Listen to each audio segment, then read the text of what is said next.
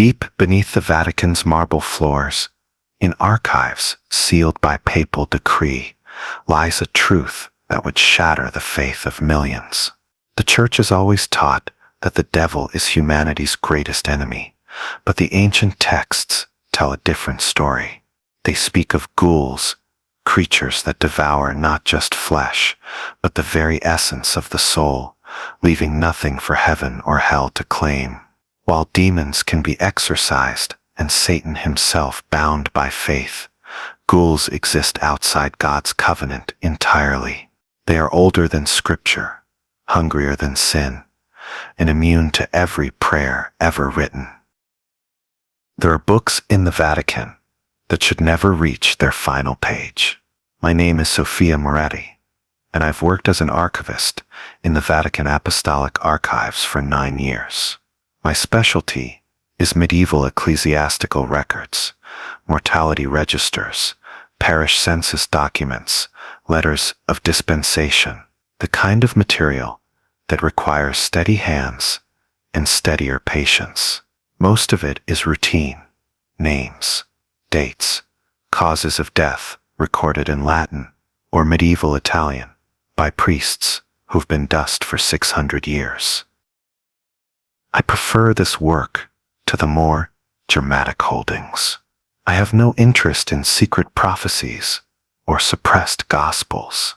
Give me a 14th century ledger listing plague deaths in Umbria, and I'm content.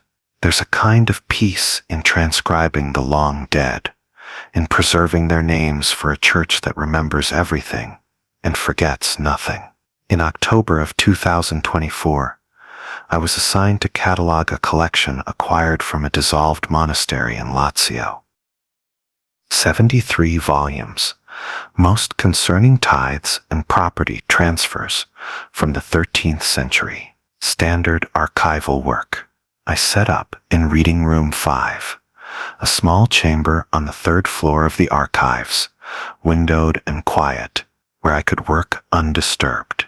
The first volume I opened was a mortality register from 1267, maintained by a Benedictine monastery, dedicated to Saint Benedict. The entries were typical names, dates of death, brief descriptions. Brother Tommaso died of fever 13th of March. Sister Agata died in childbirth 21st of June. The handwriting was clear, the Latin competent. I transcribed mechanically, my own hand moving across the page as it had thousands of times before. Name, date, description. Name, date, description. The work was meditative, almost restful. It wasn't until I'd transcribed 40 names that I noticed something odd about the ink. The entries on the next page appeared slightly different, not in content, but in color. Where the previous pages had been written in iron gall ink that had oxidized to brown over the centuries, these entries were still black. Fresh looking, as if written recently. I adjusted my lamp and looked closer. The handwriting on this page was different too, still medieval in character, but the letter forms were more rounded, the spacing more even, modern, almost. It looked like my handwriting. I sat back and removed my gloves. That was impossible.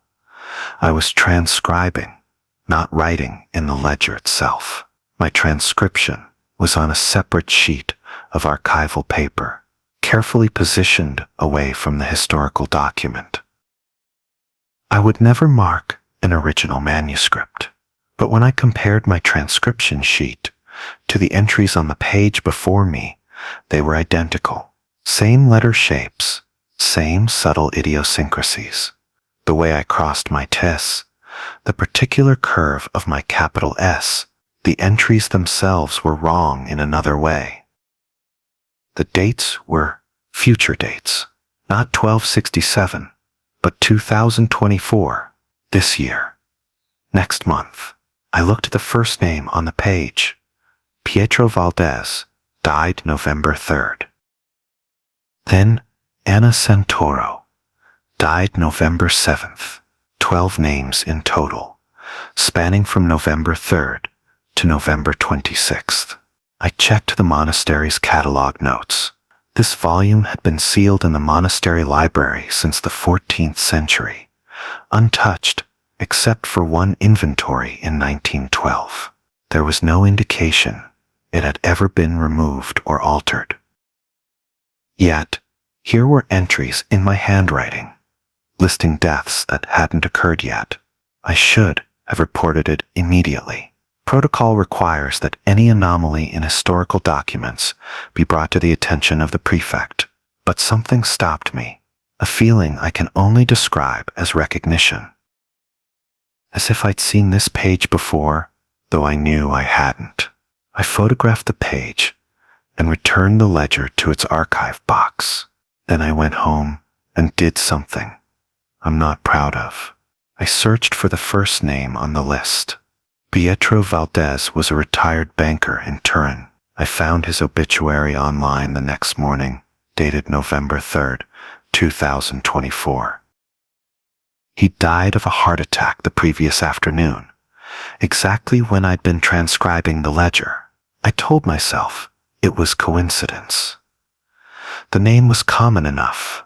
The date could have been a guess, but my hands were shaking when I returned to Reading Room 5.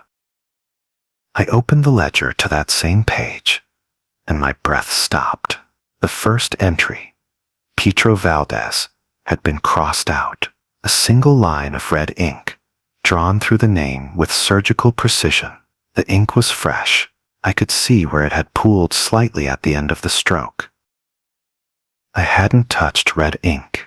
There was no red ink in the reading room at all, only the black archival ink I used for transcription.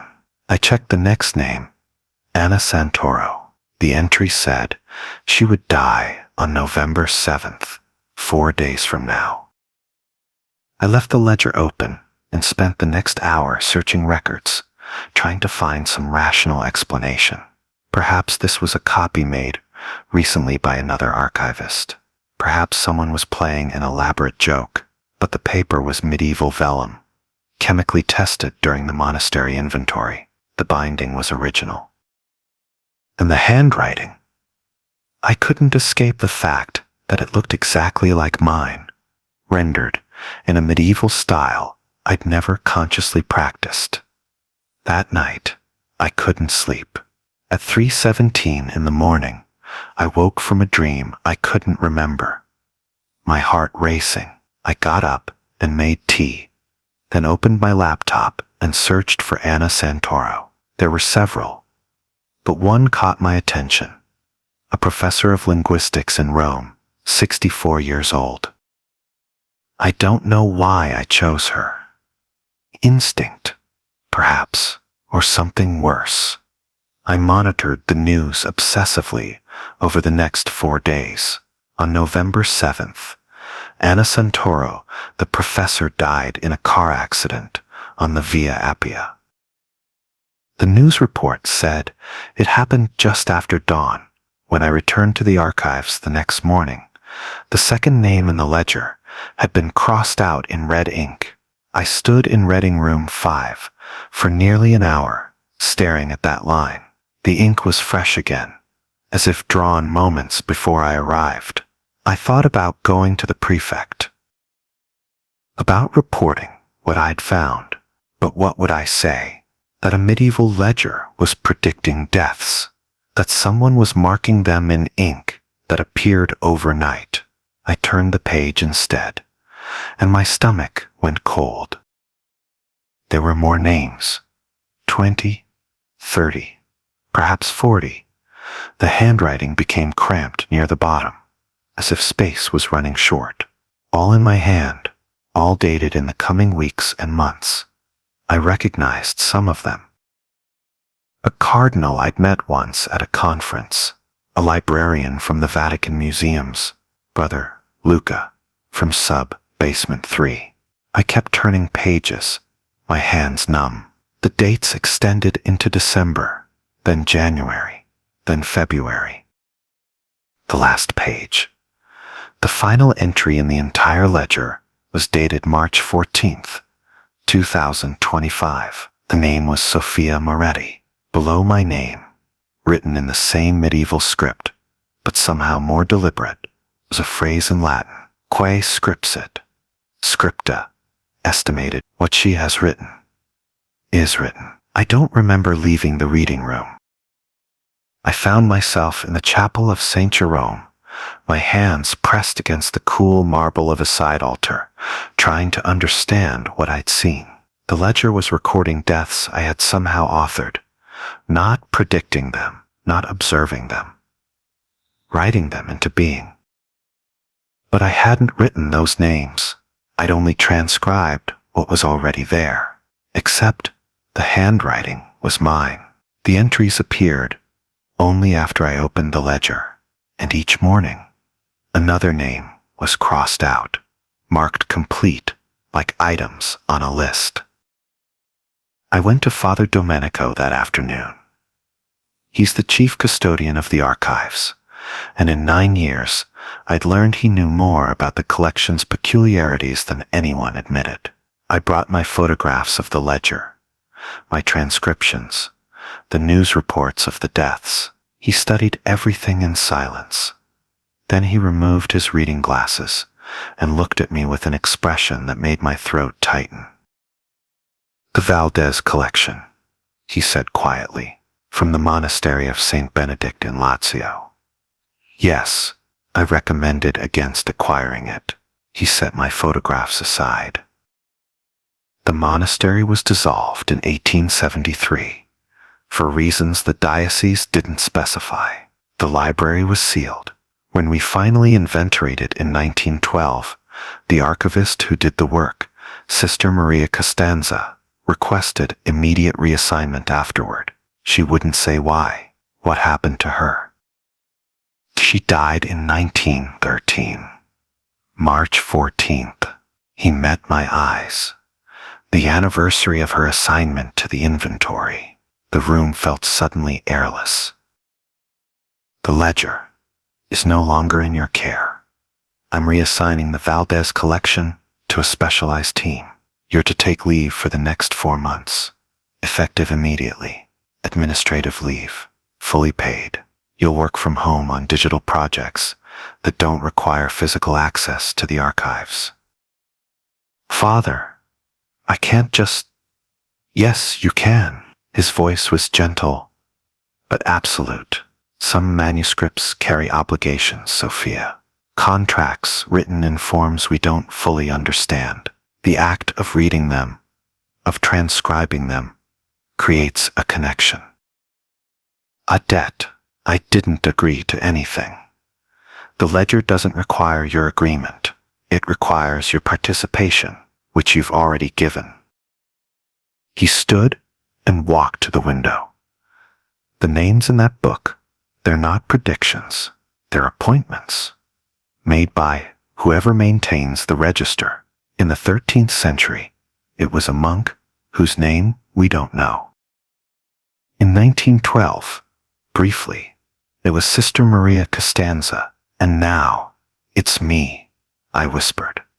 It was you, past tense. The reassignment breaks the connection. He turned back to me. You won't open that ledger again. You won't think about the names you saw, and in 4 months, when the final date has passed, you'll return to regular duties, and the people on the list. He was quiet for a long time. Some things are written in books that exist outside ordinary time. The names were there before you transcribed them. They would have been there, whether you'd opened the ledger or not. You didn't author those deaths, Sophia. You witnessed them. The ledger simply chose you as its current witness. Why me? Because you opened it. Because your handwriting matched some quality it was looking for. Because, he stopped, we don't know. We never know with these things. I took my leave that afternoon. Father Domenico walked me to the archives gate himself, something he'd never done before. At the threshold, He put a hand on my shoulder. "Don't look for updates on the names," he said. "Don't search the news. Don't count the days. Live as if the ledger doesn't exist." I've tried. For 6 weeks now, I've worked from my apartment, transcribing digital manuscripts, avoiding newspapers and news websites. I don't know if the names are still being crossed out. I don't know if the dates are arriving as written, but every morning at 3:17, I wake with red ink on my fingers, ink that isn't there when I turn on the light. And I think about that last page, with my name written in my own hand, dated March 14th, 4 months of leave. Exactly 4 months. Ending March 13th, Father Domenico says the reassignment breaks the connection. That I'm no longer the ledger's witness, but I remember what was written below my name. Quae scripsit, scripta estimated. What she has written is written, and I can't stop wondering if some obligations outlast their reassignment, if some books choose their witnesses not for a single reading, but for a final one. March 14th is 3 weeks away. I haven't told anyone. I've written instructions for my sister, updated my will, made arrangements, as if I were going on a long trip. Maybe I am. Maybe the ledger has already crossed out my name in red ink, and I'm simply waiting for the appointment to arrive. Some books should never reach their final page, but once you've opened them, once you've added your handwriting to theirs, the pages turn themselves, and the register always completes its count. There are sections of the Vatican that require observation, not protection. My name is Luca Torini, and I've worked night security for the Vatican museums for 9 years. Most people think our job is to prevent theft or vandalism, but that's only partially true. The real work, the work they don't advertise, is monitoring. Walking prescribed routes at prescribed times, checking doors that shouldn't open, observing rooms that need to be observed. We carry radios and flashlights, not weapons. If something happens, we don't intervene. We report. Section C is part of the original Apostolic Palace, a wing that predates most of the museums by several centuries. It's not open to the public, and hasn't been for as long as anyone can remember. The rooms there are empty. No artwork, no furniture, just bare stone walls and locked doors. My route takes me through Section C twice per shift, once at 11:30 in the evening, and again at 4 in the morning. The senior guards call it the wellness check, though they never explain what we're checking the wellness of. On my first night working Section C, this was in February of 2024, the supervising officer, Matteo, walked the route with me. He's 56, broad-shouldered, with the quiet authority of someone who's seen things he's chosen not to discuss. "You'll walk the perimeter," he told me, as we descended the stairs. East corridor, south corridor, west corridor, north corridor. You'll check each door. They should all be locked. You'll observe each room through the viewing panel. You'll note any changes in your log. Changes? I asked. Anything different from the previous shift? Doors ajar, objects moved, temperature fluctuations. He paused at the entrance to Section C, a heavy wooden door with iron reinforcement. "And Protocol 9. What's Protocol 9? He unlocked the door and gestured me inside. The air was noticeably cooler, and there was a smell I couldn't quite place, not decay or must, but something organic, like stone that had absorbed centuries of breath. "The western wall," Matteo said. "You'll see it on your second pass. The long corridor. Sometimes guards report anomalies. Visual distortions, sounds, temperature variance. If you experience anything unusual, you log it. You don't investigate. You don't touch the wall. You complete your route, and you report. Understood. I understood the words, but not the weight he gave them. Has anyone ever investigated? Once, he said, that guard doesn't work here anymore. He showed me the rest of the route that night, and it seemed straightforward. Empty rooms, locked doors, stone corridors lit by dim emergency lights. The western corridor was perhaps 30 meters long, with the wall in question on the left side. It looked like every other wall in Section C. Ancient stone, unmarked, cold. Matteo stood at one end of the corridor and had me walk to the other. Do you notice anything? He asked when I returned. No, sir. He nodded, as if he'd expected that answer. Most guards don't. Not at first. But if you do, remember, Protocol 9. Observe and report. For the first 2 weeks, I noticed nothing unusual. Section C was quiet, unchanging, almost peaceful in its emptiness. I walked my routes, checked my doors, noted the time in my log, 11:30 and 4 in the morning, like clockwork. The western corridor was always the same, a long stretch of stone, slightly cooler than the other sections, but nothing remarkable. It was on my 3rd week that I first saw it move. I was walking the 4A Mister route, tired but alert, my flashlight beam sweeping across the walls. I just entered the western corridor when I caught something in my peripheral vision, a slight bulging of the stone, as if the wall had expanded outward perhaps 2 or 3 centimeters, then contracted back. I stopped and turned to look directly at the wall. It was perfectly still, solid stone, unchanged. I continued walking, keeping my eyes forward, but my attention on the wall. There again, a gentle expansion, a slow contraction, but when I turned to look, nothing. The stone was motionless. I stood still and counted. 18 seconds. The wall moved every 18 seconds, but only when I wasn't looking directly at it. I completed my route and logged it. Possible visual distortion. Western corridor wall, 04:15 hours. Matteo reviewed my log during the shift change. Did you touch the wall? He asked. No, sir. Protocol 9. Good. He initialed my log entry. Continue observations. Over the next several nights, I confirmed the pattern. Every 18 seconds, like clockwork, the movement was subtle, maybe 2 centimeters at most, but consistent.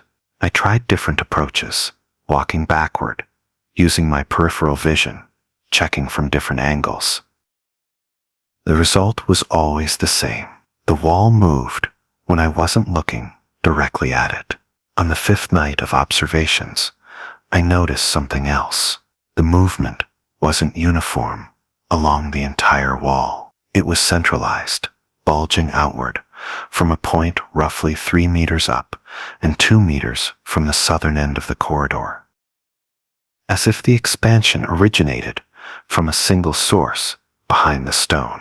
I mentioned this to Matteo, and he made a note in a separate log, not the standard security log, but a red-stamped folder he kept locked in his desk. You're observant, he said. That's good, but remember, observation only. No investigation. Has anyone ever tried to measure it? I asked. With instruments. I mean, cameras or motion sensors. Yes, Matteo said. The equipment malfunctions. Cameras show nothing. Motion sensors register the wall as completely static. He looked at me carefully. This is why we use human observation. Some things can only be perceived directly. Not through technology. What is it? I asked. What's behind the wall? That's not part of Protocol 9, he said, and his tone made it clear the conversation was over. But I couldn't stop thinking about it. 18 seconds. Perfectly regular, centered on a specific point. That night, I brought a stopwatch and timed it precisely.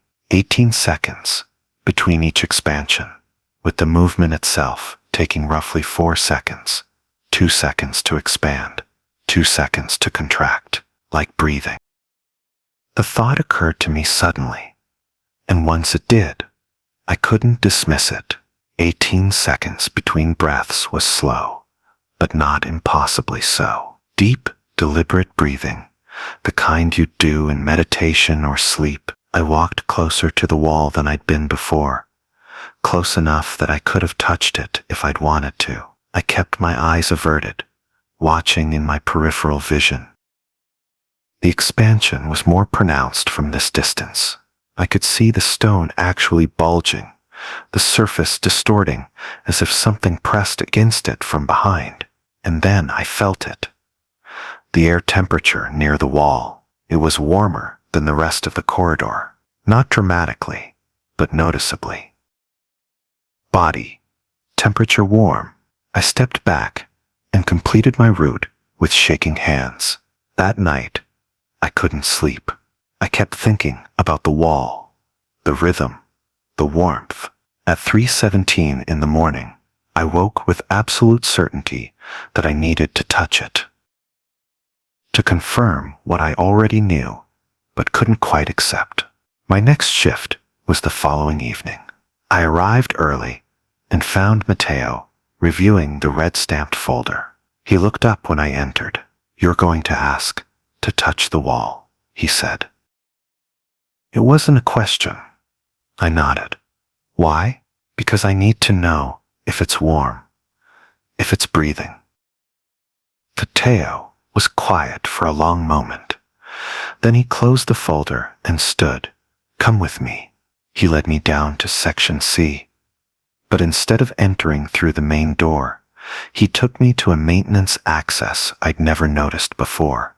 We descended a narrow stairway and emerged in a small observation room with a window looking into the western corridor, specifically looking at the section of wall I'd been monitoring. This room was built in 1958, Matteo said, after the incident with the guard I mentioned, the one who touched the wall. Through the window, I could see the wall clearly, and from this angle, with the specific lighting in the observation room, I could see something I'd never noticed before. There were marks on the stone, not carvings or graffiti, but impressions, as if something had pressed against the stone from the inside, leaving the ghost of its shape. The impressions were organic, curved. They suggested ribs. In 1956, a guard named Paolo became obsessed with the western wall, Matteo said. He noticed the same things you did, the movement, the rhythm, the warmth. He began visiting Section C during his off hours, watching the wall, timing it, documenting everything. Eventually, he touched it. What happened? He said the wall was warm. He said he could feel a pulse through the stone, slow and steady, and he said, Matteo paused. He said the breathing changed, became faster, as if whatever was behind the wall knew it had been touched. As if it was waking up. I stared at the wall, at those rib-like impressions. Paolo transferred to another diocese within 48 hours. Matteo continued. The Vatican installed this observation room and established Protocol 9, no contact with the wall.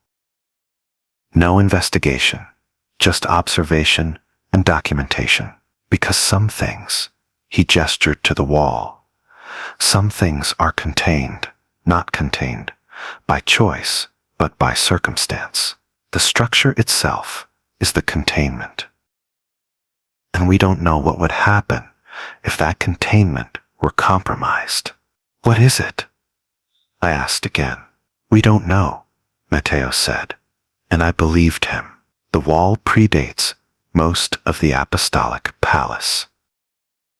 The foundation goes down at least 20 meters. We've verified that much. Whatever is behind it, or inside it, or, he stopped, whatever it is, it's been there longer than the church. We built around it, and we watch it. Because the alternative is to not watch, and that's unacceptable. I've continued my route through Section C for the past 7 months, 11:30 and 4 min, twice per night. Every night I work. I walk the western corridor, and I observe the wall without looking directly at it, and I log the same thing every time, movement consistent, pattern unchanged, 18-second intervals. The rhythm never varies, the warmth never fades. And sometimes, during the 4 Plum's route when the Vatican is at its quietest, I swear I can hear it, not through my ears, but through the soles of my feet, transmitted through the stone floor. A sound like breathing, slow and deep and impossibly patient. Last week, Matteo retired. His replacement is a younger man named Father Giulio, who reviewed the red-stamped folder on his first day, and then looked at me with something like pity. You're on Section C, he said. Yes, Father. Has the rhythm changed? No, Father. He nodded and made a note. Good. Let's hope it stays that way. There are sections of the Vatican that require observation, not protection, and in Section C, behind a wall of stone that's older than the church itself, something breathes in 18-second intervals. Something warm and patient, and contained by nothing but its own immobility. I don't know what it is. I don't know how long it's been there, or if it's aware of us at all, but I know that every night, twice per shift, I walk that corridor, and I observe. And I do not touch the wall, because some containments are not meant to be tested, and some breathing is not meant to be answered. The seal of confession is absolute, but no one tells you that some confessions refuse to stay sealed. My name is Father Giulio Renz, and I've served as a confessor in the Vatican for 8 years. Not in St. Peter's Basilica, where tourists come seeking the novelty of confession in Rome, but in the smaller chapels used by Vatican staff, the priests, archivists, and custodians who maintain the Holy See's daily operations. It's quiet work, often repetitive. The sins of religious professionals are rarely dramatic. Pride in scholarship, irritation with superiors, doubts carefully admitted in whispers. I hear confessions Tuesday and Thursday afternoons in the chapel of St. Catherine and Friday mornings in the sacristy of Santa Maria della Pietà. The rest of my time is spent in administrative work for the Congregation for the Doctrine of the Faith, reviewing theological positions, drafting responses to doctrinal questions. I live in a small apartment in the Domus Sanctae Marthae, the Vatican guest house, where many of the working clergy reside. My routine is stable and predictable. Morning prayers at 6, Mass at 7, office work until noon, then confession duties or meetings in the afternoon. Evening prayers, simple dinner, reading before bed. I've kept this schedule for years without deviation. I sleep well, usually, or I did, until 3 weeks ago.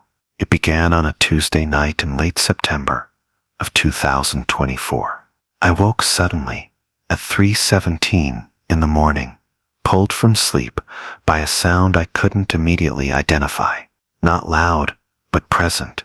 A voice, speaking in Latin, somewhere in my apartment. I lay still, listening. The voice was coming from my study, the small room where I keep my books and desk. It was speaking the formula of confession. Bless me, Father, for I have sinned. I got up quietly and went to the study door. The voice continued, measured and solemn, describing sins in the formal language of the sacrament. Sins of omission, prayers neglected, charitable work avoided. Minor failures of a conscientious person. The voice was mine, not similar to mine, not a recording that approximated my speech. It was exactly my voice, with the particular cadence and pronunciation I use when speaking Latin. But I was standing in the doorway, silent, listening to myself confess in an empty room. The confession continued for perhaps 3 minutes, then ended with the standard closing. For these and all my sins, I am heartily sorry. Then silence. I turned on the light. The study was undisturbed. Books in their places. Desk clear, window closed and latched. I checked my phone, my computer, any device that might have played a recording. Nothing. No explanation. I told myself it was a dream, or the disorientation of sudden waking. I returned to bed, but didn't sleep again that night. The next morning at breakfast, I sat with Father Aldo Santini, an older priest who'd been at the Vatican for 30 years. I mentioned, carefully, that I'd experienced some unusual dreams. He looked at me over his coffee. What time did you wake? 3:17. Something shifted in his expression. He set down his cup. And you heard something. It wasn't a question. I nodded. Don't go looking for explanations, he said quietly. It will pass, or it won't. Either way, there's nothing to be done. He stood, collecting his dishes. The Vatican is very old, Giulio. Some things echo in old places. Try not to listen too carefully. That was all he would say. The second occurrence was 4 nights later. Again, at 3:17, the same sudden waking. This time, the voice came from the chapel, not Santa Maria della Pietà, where I hear confessions, but the small private chapel in the domus itself, rarely used, except for personal devotion. I went downstairs in my pajamas and robe. The chapel door was closed, but not locked. Inside, in the darkness, broken only by the sanctuary lamp's red glow, I heard the voice again. My voice, but this time it was speaking different words, a different confession. Sins of pride, of thinking myself more perceptive than my brothers, of judging others' faith. Things I'd confessed, yes, but years ago, early in my priesthood, and the voice that responded, the confessor's voice, speaking the words of absolution, wasn't mine at all. It was elderly, textured with age, speaking Latin with an accent I couldn't place. Northern Italian, perhaps, from decades past. I stood in the doorway and listened to my own confession, received by someone who wasn't there, spoken by someone who sounded like me, but couldn't be me. When it ended, I turned on the lights. The chapel was empty. The next day, I went to the Vatican archives and requested records of priests who had served as confessors in the Domus Sanctae Marthae. The archivist, a young Monsignor named Tommaso, seemed unsurprised by my request, starting to hear them. He asked. I didn't answer immediately. He took my silence as confirmation. It's happened before, he said. Not often, but there are reports. Usually it stops after a few weeks. Try to ignore it. He paused. And Father Giulio, don't try to identify the voices. It's better not to know who they were. But I couldn't help myself. In the archives, I found what I was looking for. A photograph from 1973, a group portrait of Vatican confessors. In the back row, an elderly priest with a name card, Father Pietro Galvani, born in Bergamo, died in 1989. I'd been 3 years old when he died. That night, at 3:17, I woke to hear the confession again. Different words this time. More serious sins, anger, resentment towards superiors, thoughts of leaving the priesthood. My voice, younger sounding, less certain, and the confessor, responding with gentle correction and absolution, was Father Pietro Galvani. I recognized his voice from the previous night. This pattern continued for 2 weeks.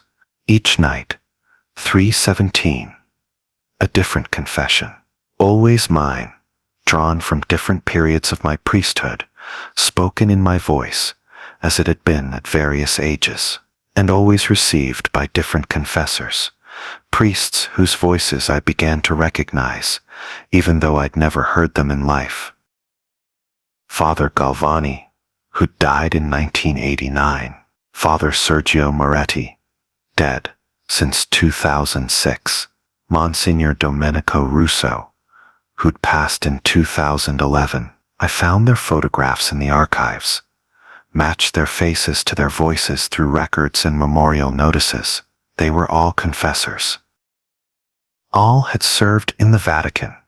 All had died, and now, somehow, they were hearing my confessions again.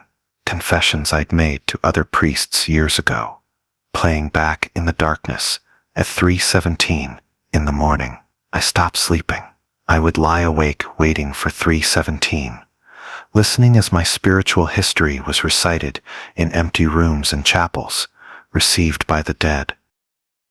It felt like a violation of the sacramental seal, even though I was hearing only my own words. Father Aldo found me in the library one afternoon, haggard and exhausted. He sat beside me without speaking for a long moment. "How many nights?" he asked finally. 16. He nodded slowly. "It will peak soon. 1 more, perhaps 2. Then it will stop."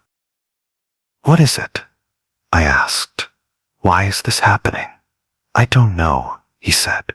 "No one knows. But I can tell you what I was told when it happened to me 15 years ago." He leaned closer. "The Vatican is built on layers, not just physical layers, stone and earth and catacombs, but spiritual layers, centuries of prayer and ritual, confession and absolution, blessing and consecration. All of it accumulates. Sometimes it resonates. Sometimes it echoes back. But why my confessions? Why now? Perhaps because you're ready to hear them. Or perhaps," he stopped, choosing his words carefully, "perhaps because you're about to need to remember them." That night, 3:17 came with a different quality of dread. I woke knowing this would be the worst one. The voice came from the confessional booth in the chapel of St. Catherine, my confessional, where I hear others. I walked there through empty corridors, my footsteps echoing on marble. The chapel was dark, except for the votive candles, their flames perfectly still in the airless space. I could hear my voice inside the confessional, but this wasn't a confession from my past. These were sins I hadn't committed. Things I hadn't done. My voice, unmistakable, confessing that I'd read sealed documents I had no authorization to access, that I'd shared confidential information with someone outside the Vatican, that I'd broken the trust placed in me by the congregation, violated my vows of obedience, compromised the security of the Holy See. And the confessor's voice, I recognized it immediately. Father Pietro Galvani, speaking with quiet sadness. "These are grave sins, my son. They cannot be absolved until you make restitution, until you confess to your superiors, until you accept the consequences. My voice responded, I understand, Father. I will confess tomorrow. Then silence. I stood outside the confessional booth for a long time. Finally, I opened the door to the priest's side. Empty. I opened the penitent's side, also empty. But the kneeler was warm, as if someone had just been there. I returned to my apartment and sat at my desk until dawn. I thought about the confession I'd heard, a confession of sins I hadn't committed, sins that existed only in the future, in the realm of choice not yet made. But I recognized the specificity of those sins. I knew exactly what documents my future self had accessed, what information had been shared, what trust had been broken, because the opportunity existed. Because I had security clearance to certain files, because I had been asked, just last week, by a colleague, a friend, if I might be able to verify certain information for a theological paper he was writing, information that would require accessing sealed correspondence from the 1960s. I had said no. I had maintained proper protocol. But I had considered it. At morning mass, Father Aldo watched me carefully. Afterward, he asked if it had happened. It's finished, I told him, which was true. The nightly episodes had stopped. I haven't woken at 3:17 since, but I didn't tell him what I'd heard. I haven't told anyone. The colleague who asked me about the sealed documents was reassigned 2 weeks later, sudden transfer to a diocese in Germany. No explanation given. These things happen in the Vatican. People move, positions change, questions go unasked. I still hear confessions on Tuesdays and Thursdays, Fridays in the morning. I still maintain my routine, my careful attention to protocol and proper procedure, but I'm aware now of something I hadn't fully understood before. The confessional doesn't just receive sins, it receives possibilities. Every confession is an acknowledgement of roads not taken, choices made, and unmade. The architecture of moral decision that exists before action solidifies into history. And in a place as old as the Vatican, where countless confessions have been heard and sealed, perhaps those possibilities accumulate like the prayers and rituals Father Aldo described. Perhaps they echo forward as well as back. I don't know if I would have accessed those documents. I don't know if I would have shared the information, broken that trust. The choice was never fully made, but somewhere in the spiritual layers of the Vatican, in the resonance of centuries of confession, that future already existed, and I heard myself confessing to it, received by confessors long dead. I haven't been asked about those documents again. I don't expect I will be, but sometimes, in the stillness of 3:17, I wake and listen to the silence, wondering what other futures are echoing in these old stones, what other choices are confessing themselves before they're made, and I wonder whether absolution can be granted for sins that exist only in the architecture of possibility, or whether those are the sins that need it most. There are letters that should never arrive, and some that arrive exactly when they were sent to. My name is Dr. Helena Voss, and I've worked as a restoration specialist for the Vatican archives for 9 years. My expertise is in medieval manuscripts, primarily 14th and 15th century documents damaged by age, moisture, or mishandling. I stabilize paper fibers, remove mold, separate pages that have fused together over centuries. It's precise work that requires patience and a steady hand. Most days, I'm alone in my restoration studio with only the whisper of humidifiers and the scratch of my tools against ancient parchment. On October 7th, 2025, I was assigned a collection of Plague-era correspondence, letters written during the Black Death's first wave through Europe. They'd been stored in sealed copper boxes since the 1700s, preserved but never fully catalogued. The archives wanted them documented and stabilized before being transferred to the new climate-controlled vault. The work area I was given was in the archive's east wing, a restoration studio I'd used dozens of times before. Stone walls, temperature regulated to exactly 18 degrees Celsius, humidity held at 45%. One window, facing an interior courtyard. My tools were already laid out: bone folders, soft brushes, distilled water, archival tissue, everything in its place, as it always was. Father Pietro delivered the first copper box himself. He's the senior archivist for medieval collections, 68 years old, with the careful formality of someone who spent 4 decades handling irreplaceable things.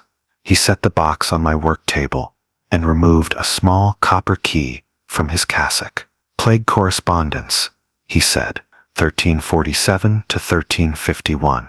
Letters between clergy, mostly. Instructions for last rites, burial protocols, theological questions about suffering. He unlocked the box. Standard preservation work: document, photograph, stabilize.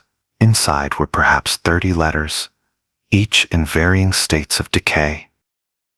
Some were still sealed with wax, others had been opened centuries ago. The ink had faded on several, and a few showed water damage along the edges. I could smell the age of them, that particular scent of old paper and oxidized iron gall ink. Father Pietro was preparing to leave when he paused. "Helena, there's one envelope marked with a red wax seal. If you encounter it, please inform me before opening. It may require special handling." I nodded. Red seals usually indicated correspondence from high-ranking clergy or documents containing sensitive theological content, not unusual in Plague-era archives. He left, and I began the methodical work of documenting each letter. Photograph the envelope. Note the condition. Carefully open any seals. Photograph the contents. Transcribe what I could read. Most were exactly as Father Pietro had described. Priests writing to bishops about the overwhelming number of dead, questions about abbreviated funeral rites, desperate requests for guidance as entire monasteries fell ill. I worked through the morning and into the afternoon. By 4 o'clock, I'd processed 23 letters. The 24th had a red wax seal. The envelope was in better condition than most. The paper was thick vellum, barely yellowed. The address was written in a clear hand. To the archivist of October, Anno Domini, 2025. I stared at it for a long moment. The ink was definitely 14th century iron gall, the paper consistent with the period.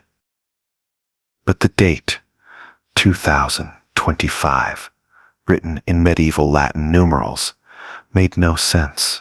It had to be an error in transcription, something added later. Perhaps the envelope had been reused, the address written in a different century. I should have called Father Pietro immediately. That was protocol. But I was curious in the way only an archivist can be, the need to know, to understand, to document. I photographed the envelope from every angle, then carefully broke the wax seal. Inside was a single sheet of vellum, covered in the same clear hand. The Latin was formal, precise, to Helena Voss, Doctor of Philosophy, restoration specialist in service to the Holy See. You began your work on the 7th day of October, in the year of our Lord, 2025, at 8:30 in the morning. You wore a gray cardigan over a white blouse. You ate lunch at your desk, bread with cheese, an apple, tea without sugar, at 2:15. You received a message on your telephone from your sister in Berlin. You did not answer.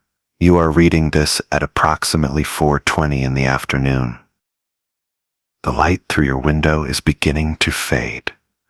There is a second envelope in the copper box beneath the false bottom. Do not open it. Do not look at it. Call Father Pietro immediately and tell him you have found the red sealed letter. He will know what to do. This warning has been written for you specifically across 678 years. It was written by one who saw, and it must be heeded. Do not open the second envelope. What you seek to know has already begun to know you. Frater Thomas, scribe of Avignon, October 1347. My hands were shaking. Every detail was correct. My clothing, my lunch, my sister's unanswered call, things that couldn't have been known, couldn't have been predicted. I checked the vellum again under magnification. The ink was authentic, the paper genuine. There were no signs of modern forgery. I looked at the copper box. The interior appeared solid, but when I measured the depth against the exterior, there was a discrepancy of perhaps 3 centimeters. A false bottom. I should have called Father Pietro. That's what the letter instructed.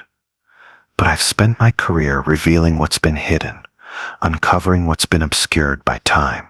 The idea that something had been deliberately concealed, that someone in 1347 had known I would be sitting here now, it was impossible, and yet the evidence was in my hands. I found the seam along the box's interior and gently pried it open. Beneath was a second envelope, also sealed with red wax.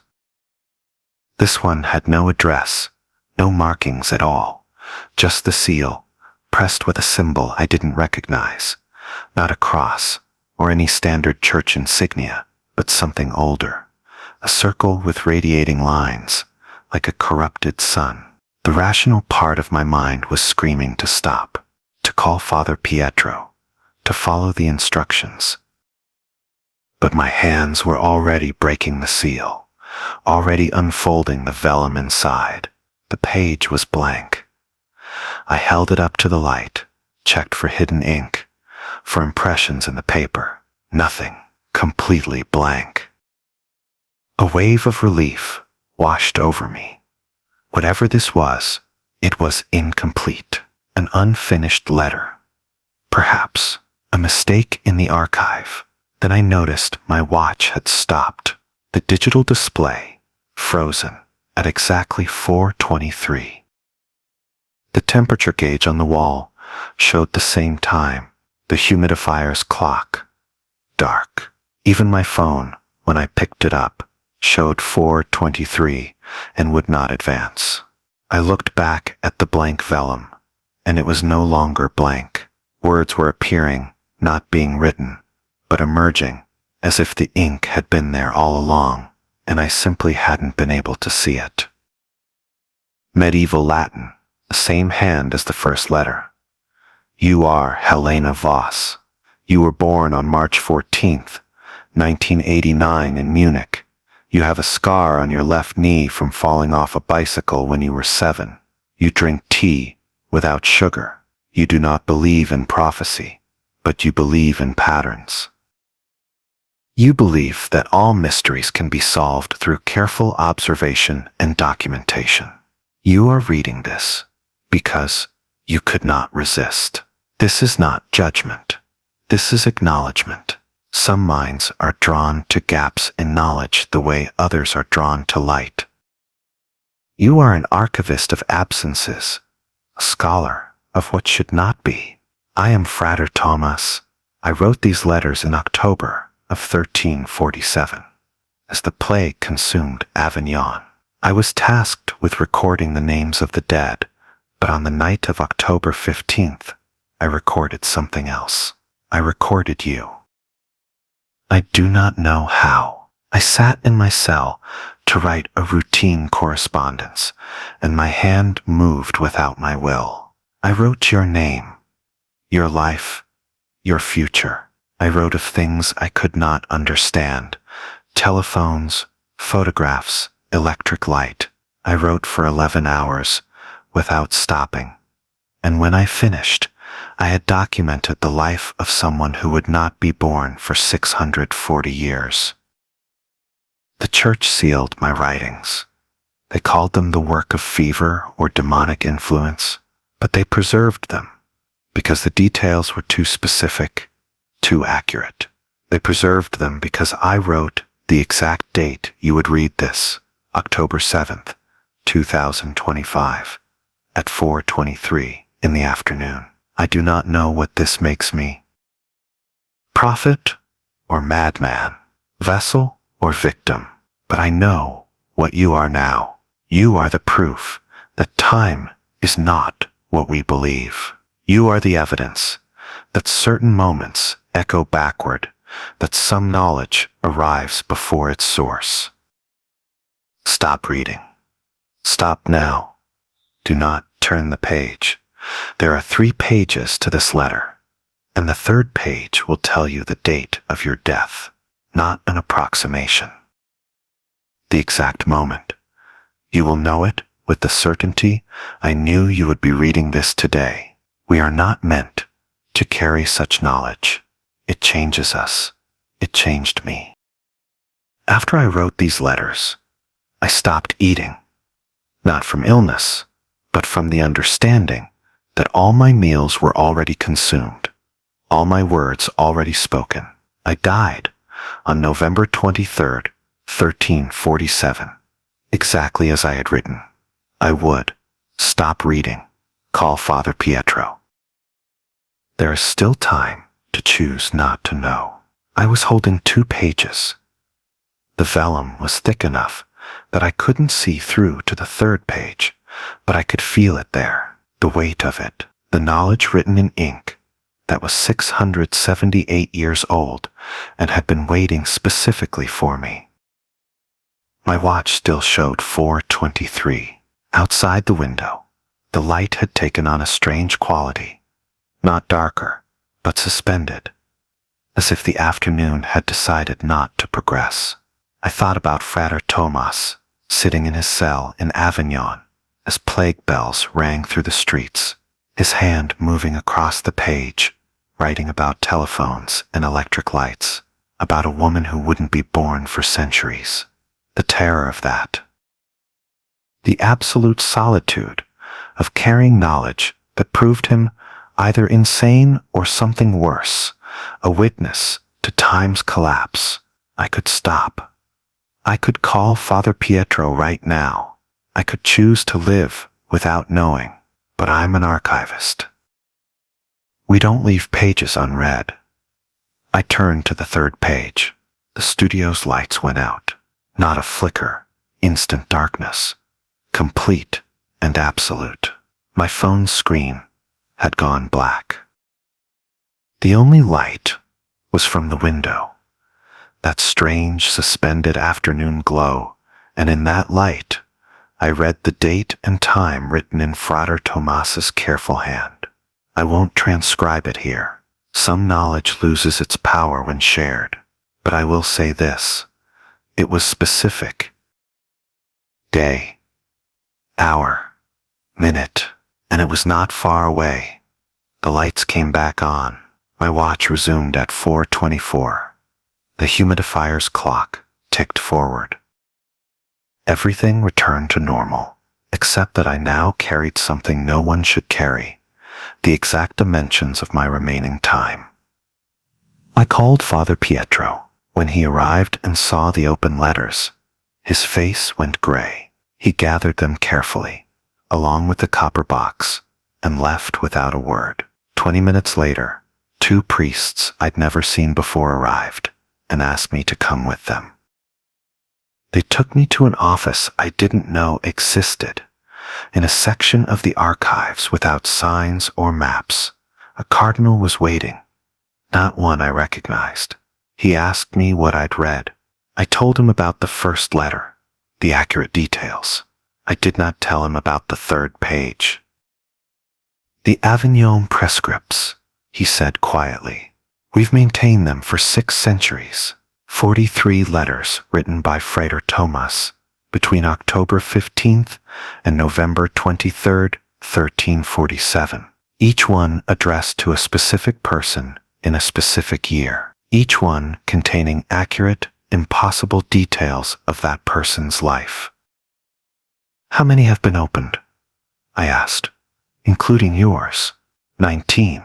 The recipients are offered counseling, spiritual guidance. Most choose not to discuss what they read. Several have requested reassignment away from Rome. He paused. No one has ever opened the second envelope before. I didn't respond. The archive has a protocol for prescripts recipients. He continued. You're entitled to take leave, to work remotely if you prefer. We can arrange for pastoral support, or simply privacy. The choice is yours. I returned to work the next day. What else could I do? The date on that 3rd page doesn't change based on whether I'm in Rome or Munich, whether I'm cataloging manuscripts or trying to pretend I never read it. But I notice things now, the way other archivists sometimes glance at me, not with suspicion, but with a kind of sad recognition. How Father Pietro now greets me with particular gentleness. How there are 24 more sealed Avignon prescripts in that copper box, each one waiting for its specific reader in its specific year. I wonder who will open the envelope addressed to 26. Whether they'll heed the warning I ignored. Whether knowing the shape of your ending makes you more careful with your middle, or simply more aware of time's relentless mathematics. I still wake at 3:17 some mornings, though I don't know why that hour specifically. I still do my work, still handle centuries-old documents with the same care. But I understand now what Frater Thomas meant about knowledge changing us. Time isn't the river we pretend it is. It's something else, something that can look backward, that can reach across centuries to touch specific moments, specific people. I have not told anyone what the 3rd page said. But sometimes I catch myself counting. Days, hours, minutes, measuring the distance between now and then. There are 24 prescripts remaining, 24 people in 24 different years who will sit where I sat, who will break a seal they should have left intact. I wonder if any of them will be stronger than I was. If any of them will stop at the 2nd page. I doubt it. We're archivists. We don't leave pages unread. Even when we should. Especially when we should. There are places in the Vatican where distance becomes negotiable. My name is Marco Alberti, and I've worked Vatican security for 9 years.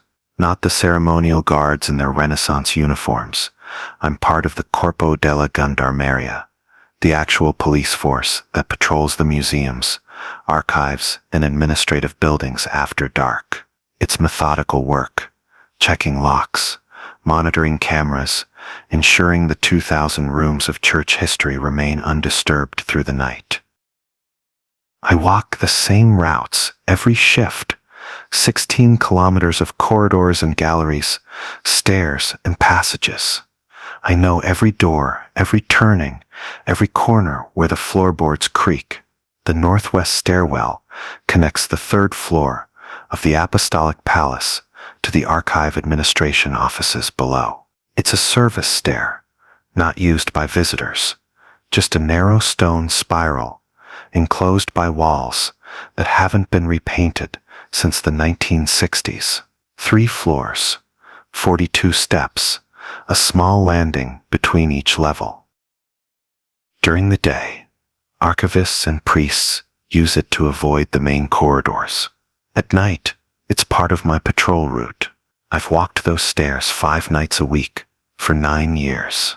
Descended at 11:45 during my first round, ascended again at 2:30 during my second. The same 42 steps, the same 3 floors, thousands of times. My body knows the rhythm of it. The slight wear on the 7th step, the cold draft at the second landing, the way sound echoes differently in the enclosed space. It was in October of 2024 that I first noticed something wrong. Not dramatically wrong, just a feeling, the kind of unease you dismiss as fatigue or imagination. I was descending the northwest stairwell during my first round, and it seemed to take longer than usual. Not much longer, maybe 15 or 20 seconds, but enough that I noticed. I told myself I'd been walking slower, paying less attention. Security work can become automatic after 9 years, and sometimes your mind wanders. But the feeling persisted over the next few nights. The descent felt stretched, somehow. Not the ascent. Going up took the same time it always had, but going down felt longer, as if the stairs had gained an extra step or two that disappeared when I climbed back up. I'm not a superstitious man. I don't believe in ghosts or curses, but I've worked in the Vatican long enough to know that there are protocols here that exist for reasons no one explains. Certain doors that must be checked in a specific order, wings that are never patrolled alone, rooms where you're instructed to enter, verify the lock, and leave immediately without looking at the contents. I follow these protocols without question, because 9 years has taught me that the church doesn't create meaningless rules. So when the stairwell started feeling wrong, I did what I was trained to do. I documented it. I began timing myself with my watch. The first night I recorded it properly. The descent took 43 seconds. The ascent, 2.5 hours later, took 31 seconds. The difference was notable, but not impossible. Descending is slower than climbing, and I was carrying my equipment belt and flashlight. The second night, the descent took 48 seconds. The ascent still took 31. The third night, 54 seconds down, 31 up. I checked the stairs during daylight, counting them carefully. 42 steps, exactly as they'd always been. 3 floors, 3 landings, no structural changes. I walked them with my supervisor, Lieutenant Rossi, explaining the timing discrepancy. He descended ahead of me, counted the steps aloud, and reached the bottom in 35 seconds. "You're overthinking it, Marco," he said. "Maybe you're tired. Take a few days off if you need to." But I wasn't tired, and the discrepancy kept growing. By the end of October, the descent was taking 90 seconds. The ascent remained constant at 31. I started descending the stairs differently, counting each step aloud, checking my watch at each landing. The numbers didn't make sense. According to my watch, I was spending 30 seconds on each floor, but the stairs themselves hadn't changed. 42 steps, 3 floors, the same physical space I'd walked for 9 years. I reported it again. Lieutenant Rossi had me switch routes for a week, patrolling the eastern wing instead. Another officer, Domenico, took over the northwest stairwell. When I returned, Domenico pulled me aside. "Did you feel it?" he asked quietly. "The stairs, going down." "What did you feel?" He hesitated, like I was walking longer than I should be. But when I counted the steps, they were all there. 42, same as always. We stood together at the top of the stairwell. The entrance looked normal. A simple door marked Scala di Servizio, a light switch just inside. I could see down the first spiral to the first landing. Nothing unusual. Nothing visibly wrong. "How long did it take you?" I asked. "The descent." "Last night, about 2 minutes," Domenico said. "But Marco, I only started timing it because you mentioned it. Before that, I never noticed. Now I can't stop noticing. We agreed not to mention it to anyone else. Not because we were afraid of being mocked, but because something about the stairwell felt deliberately wrong, as if it were changing in response to our attention, growing stranger the more we measured it. In November, the descent passed 3 minutes. I would start down the stairs at 11:45 and reach the bottom at 11:48. 42 steps, 3 minutes. The math was impossible, but my watch didn't lie. I tried descending faster, taking the steps, 2 at a time. It made no difference. I tried descending slowly, pausing at each landing. Same result. 3 minutes to traverse 3 floors. The ascent still took 31 seconds. I began to dread the northwest stairwell, not from fear, exactly, but from a growing awareness that something about it was fundamentally wrong. The Vatican is full of sacred spaces, places where the boundary between the physical and spiritual feels thin. I'd always respected that without fully believing it, but the stairwell was teaching me that space itself could be sacred or cursed in ways I didn't understand. I started documenting everything. I noted the temperature at each landing, always 14 degrees Celsius. I photographed the walls, looking for changes in the stone or plaster. I measured the distance between steps with a tape measure. Everything was physically normal, but when I descended at night, time stretched like a muscle being pulled past its natural length. By mid-November, the descent was taking 5 minutes. Domenico stopped using the stairwell entirely. "I don't care if Rossi writes me up," he said. "I'm not walking those stairs anymore. Marco, you should stop too." But I couldn't stop. The stairwell had become an obsession. I needed to understand what was happening, to find the point where the physical space diverged from measured time. I started descending it during my breaks, testing it at different hours. The effect was strongest between 11 and midnight, weakest in late afternoon, but it was always present to some degree, a subtle wrongness that grew more pronounced the more attention you paid to it. In December, I made a mistake. I descended the northwest stairwell at 11:45, as always, but this time I decided to count every step aloud and mark each landing with a piece of tape, creating a physical record of my passage. I started down with my watch clearly visible, marking the time, 11:45 and 30 seconds. First step, 11:46. 14th step, first landing. 11:47. 28th step, second landing. I should have reached the bottom, the 42nd step, by 11:48. But when I reached what should have been the third landing, I found another flight of stairs descending below it. The same worn stone, the same narrow walls, the same cold draft. But this section hadn't been there before. I stopped, checked my watch. 11:49. I'd been descending for 3.5 minutes, and I was still in the stairwell. I turned around to go back up. The stairs above me looked normal. I could see my pieces of tape marking the landings I'd passed.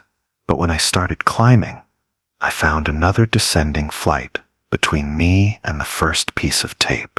The stairs had rearranged themselves, adding sections I hadn't descended. My watch read 11:51. I'd been in the stairwell for 5.5 minutes. I tried climbing faster. The stairs kept multiplying above me, new flights appearing in the space between where I was and where I'd been. The walls remained identical. The same stone, the same texture, the same patches of discolored plaster. But the space itself was expanding, creating distance from nothing. 11:54. 9 minutes. My radio crackled. Lieutenant Rossi, checking in on my position. I tried to respond, but the static was overwhelming, as if the stairwell were interfering with the signal. I stopped climbing and stood on a landing that looked exactly like the second landing, but couldn't be. I was breathing hard, not from exertion, but from a growing sense of panic. The Vatican was above me somewhere, the normal world with its fixed distances and rational geometry, but the stairwell had become something else, a space that operated by different rules. I looked down, more stairs descending into darkness. I looked up, more stairs ascending into shadow. My watch read 11:57, 11.5 minutes, in a stairwell that should take 43 seconds to traverse. I sat down on the landing and did something I hadn't done since childhood. I prayed, not formal prayers, just a quiet plea for guidance, for understanding, for the stairwell to release me. I closed my eyes and counted my breathing, trying to calm my heart rate. When I opened my eyes, I was sitting on the third landing, the real third landing, the one above the archive offices. My watch read 12:01. I'd been in the stairwell for 15.5 minutes, but I'd somehow emerged only 3 floors below where I'd started. I climbed back to the 3rd floor in 31 seconds. The next morning, I submitted a formal report.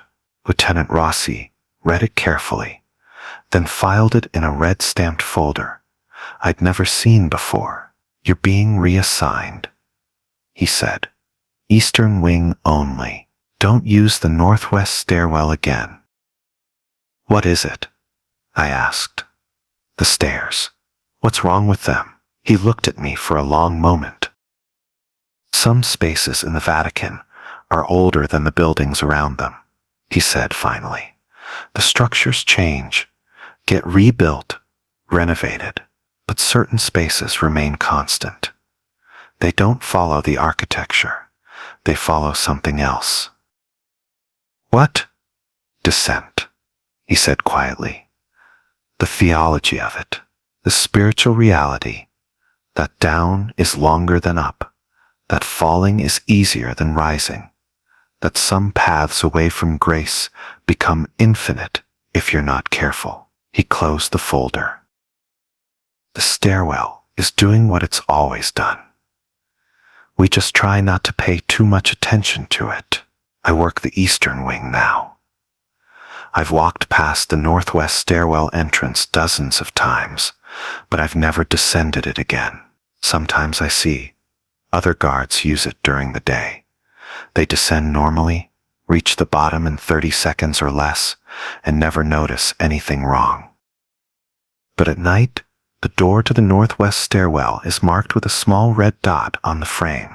I've seen other guards pause when they notice it, then choose a different route. No one explains what the dot means. No one needs to. Last week, I was training a new officer. Young, eager, asking questions about protocol and procedures. When we passed the northwest stairwell, he asked why we didn't include it in the patrol route. "Distance issues," I said. "It's faster to use the main stairs." He accepted this without question. But I saw him glance at his watch as we walked past, and I wondered if he'd felt it, that subtle sense that the space beyond the door was longer than it should be, that descent and ascent weren't equal, that some stairs in the Vatican lead to places that can't be measured in floors or steps. I still wake sometimes at 3:17 in the morning, remembering those extra flights that appeared between the landings, the way the stairwell had grown around me, creating distance from nothing. And I wonder if I'd kept descending instead of stopping. If I'd followed those stairs down into the darkness below the archives, where I would have ended up, or if I would have ended up anywhere at all. Some paths don't lead to destinations. They just lead down, endlessly, into spaces where descent becomes permanent and distance becomes theological. The northwest stairwell still stands, still functions during the day, still takes 43 seconds to descend if you're not paying attention. But at night, if you time it carefully, the numbers tell a different story, and the Vatican, in its ancient wisdom, has learned not to ask why. The Vatican keeps records of everything, including things that haven't happened yet. My name is Owen Thatch, and I've worked as a junior archivist in the Vatican's secret archives for 8 months. I came from the British Library, with solid credentials in medieval paleography and a working knowledge of ecclesiastical Latin. The position was competitive, hundreds of applicants for 3 spots, and I felt genuinely honored when I received the appointment letter. The work is exactly what I'd hoped for, cataloging illuminated manuscripts, cross-referencing papal correspondence, maintaining the careful order that keeps centuries of documents accessible and preserved. The archives occupy several buildings, but my section is in the original tower, 4 floors of climate-controlled storage with narrow corridors between floor-to-ceiling shelves. It's quiet work. Most days I see only Dr. Pissarro, a senior archivist who oversees medieval acquisitions, and occasionally Father Giuliani, who checks our cataloging for theological accuracy. We work in silence, interrupted only by the soft sound of turning pages and the periodic hum of the environmental systems. The index card system is old-fashioned, but meticulous. Every document has a corresponding card filed in wooden drawers that line the eastern wall, thousands upon thousands of them, handwritten in various scripts spanning decades. When you need to locate something, you search the cards first. The system predates computers by centuries, and there's something reassuring about its physicality. Paper can't be corrupted or deleted. It simply exists, patient and permanent. On a Tuesday in November of 2024, I was cataloging a collection of 13th century sermon manuscripts recently transferred from a monastery in Umbria. Standard procedure: examine each document, verify its provenance, create a catalog entry, and file the corresponding index card. I'd processed 17 manuscripts that morning when I found a card misplaced between 2 folders. The card was cream-colored, slightly newer than the others, with neat handwriting in black ink, but instead of a document title and archive reference, it contains something else. Owen Marcus Thatch Flat 4, Via Crescenzio, Rome Mother's maiden name. Whitmore date, December 2nd, 2024. Status transferred. I read it 3 times, my hands going cold. My full name, my address. I'd only moved there 6 weeks ago. My mother's maiden name, which wasn't in any Vatican personnel file because they'd only asked for emergency contacts, not family history. And a date 3 weeks from now, with a single word that made my stomach tighten. Transferred. I looked around the reading room, empty except for me. The card had been filed in Section 12, Subsection C, Medieval Homilies from Tuscany. There was no reason for a personnel card to be there. No reason for any modern card to be mixed with documents from the 1300s. I should have reported it immediately. Instead, I slipped the card into my pocket. That afternoon, I worked mechanically, my mind returning again and again to that neat handwriting. When Dr. Pissarro left at 5, citing a meeting with the prefect, I stayed late. As soon as I was alone, I went to the card catalog and began searching. I wasn't sure what I was looking for until I found the second card. It was filed in Section 9, Medieval Biblical Commentaries. Another cream-colored card, same handwriting. Alessandro Marini via Tiburtina, Rome, mother's maiden name, Fontana. Date August 7th, 2024. Status transferred. I knew that name. Alessandro had been a junior conservator, hired the same month as me. He'd worked on manuscript preservation in the conservation lab downstairs. I'd met him twice, briefly, a quiet man in his 30s, who spoke excellent Latin and handled the old parchments with obvious reverence. He'd been transferred in August. Sudden reassignment to the archives in Florence. No one had mentioned it directly. I'd only noticed his absence and overheard Dr. Pissarro mentioning something about staffing changes. I kept searching. Section 14, Section 21, Section 35. Each time I found one, my hands shook more. 7 cards total, spanning the last 2 years. 7 names, 7 addresses, 7 mothers' maiden names, 7 dates, each marked transferred. I recognized 3 of the names from conversations I'd overheard. Staff who'd been reassigned, who'd left suddenly for positions elsewhere in the church's vast administrative network. Normal transfers, the kind that happen in any large institution, except someone had cataloged them in advance. Someone had written these cards and filed them among medieval manuscripts, weeks or months before the transfers occurred. I checked the dates against my phone, searching through Vatican news archives and staff directories.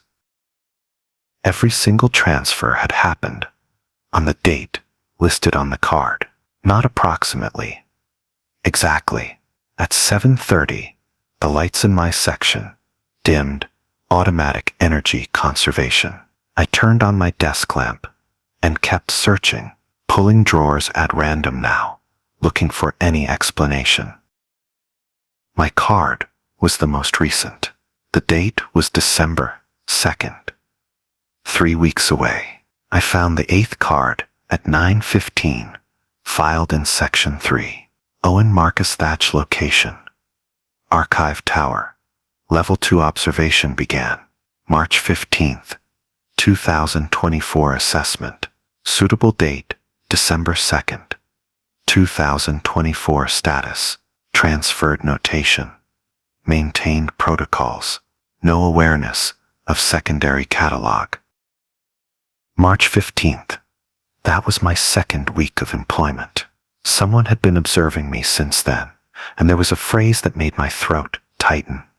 Secondary catalog. I started pulling more drawers, no longer searching by section but frantically checking anywhere that seemed irregular. And I found it, tucked behind the regular catalog drawers, against the eastern wall where the original stone showed through. A smaller cabinet, unmarked, with narrow drawers that didn't match the others.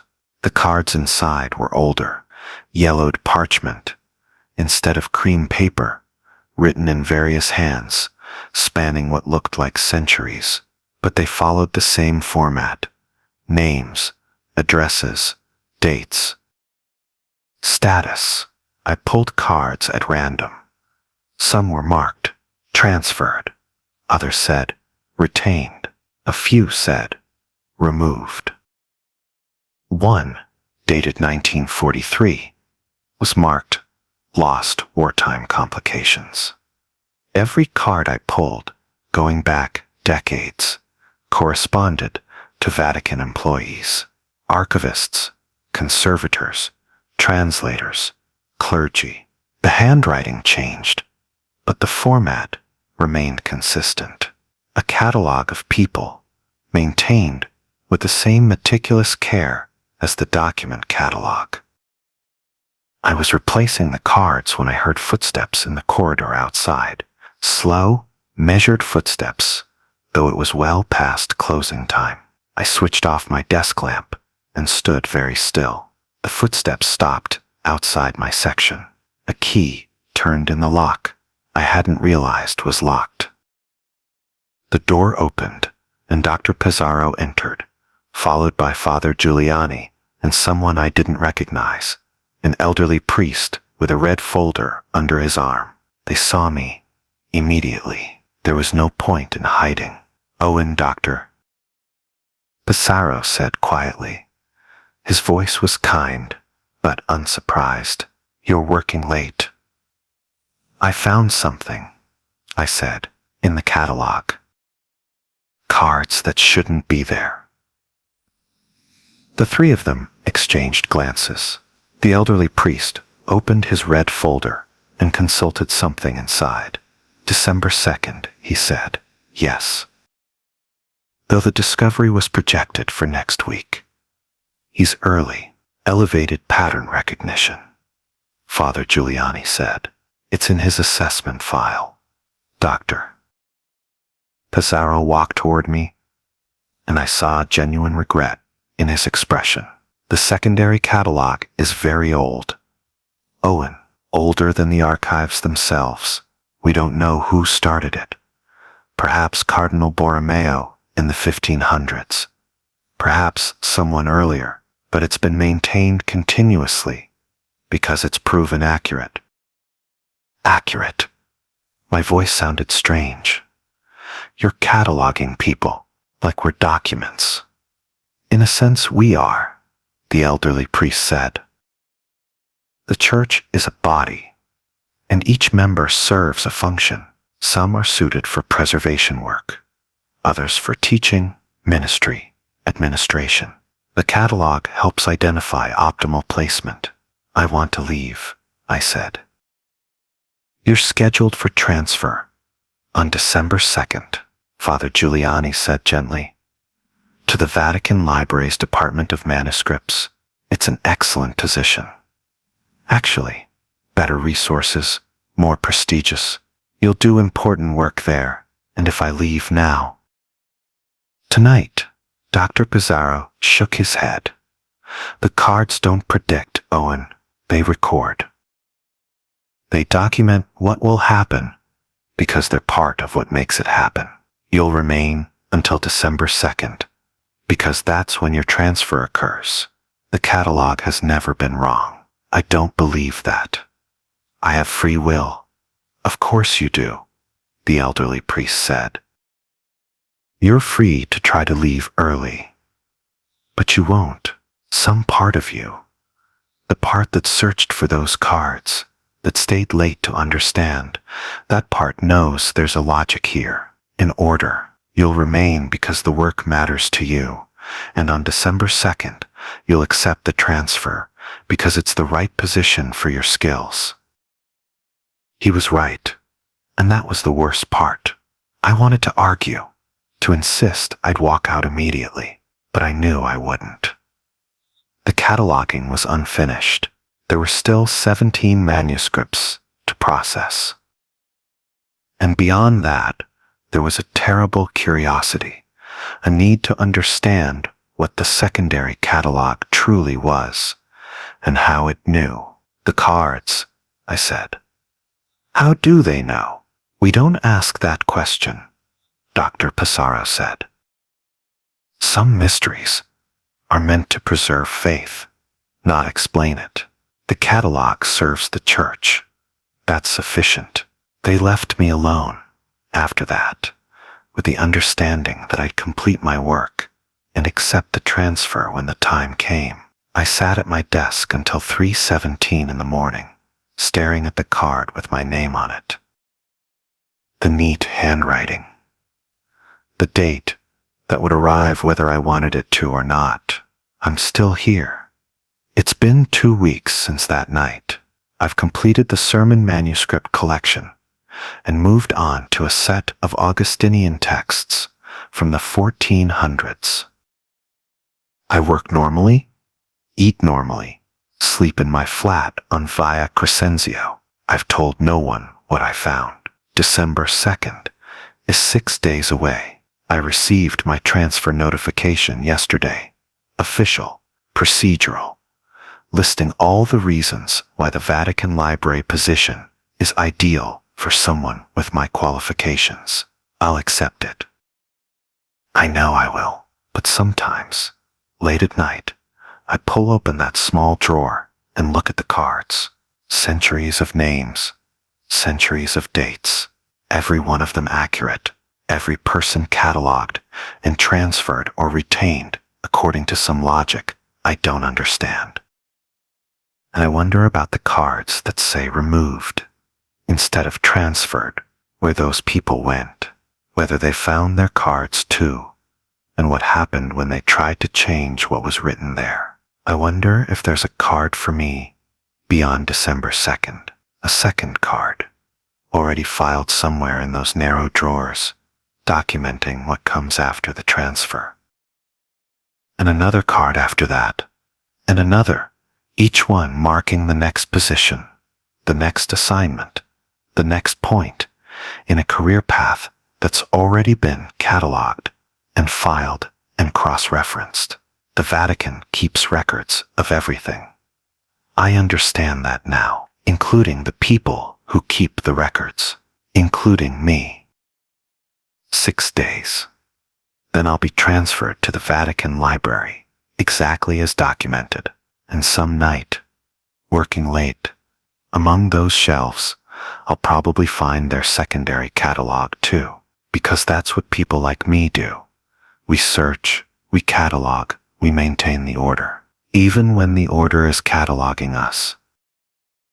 There are books that want to be read, and books that want to remain as they were written. My name is Anna Petrov, and I've worked as a manuscript conservator for 14 years. I trained in Florence, specialized in medieval codices at the Bodleian, and spent 6 years with private collectors before the Vatican offered me a position in 2023. It's sacred work in the most literal sense, preserving the physical vessels of faith, the parchment and ink, that have carried doctrine and devotion across centuries. The Restoration Lab is in the East Wing of the Secret Archives, a climate-controlled room with north-facing windows and work tables that have served conservators since the 1950s. We work in silence mostly, each of us focused on our particular manuscript or folio. The damage we repair is usually straightforward: water stains, insect damage, degraded binding, the predictable deterioration of age. We stabilize, we preserve, we return these objects as close as possible to their original state. In February of 2024, Father Giuliano brought me a codex I'd never seen cataloged.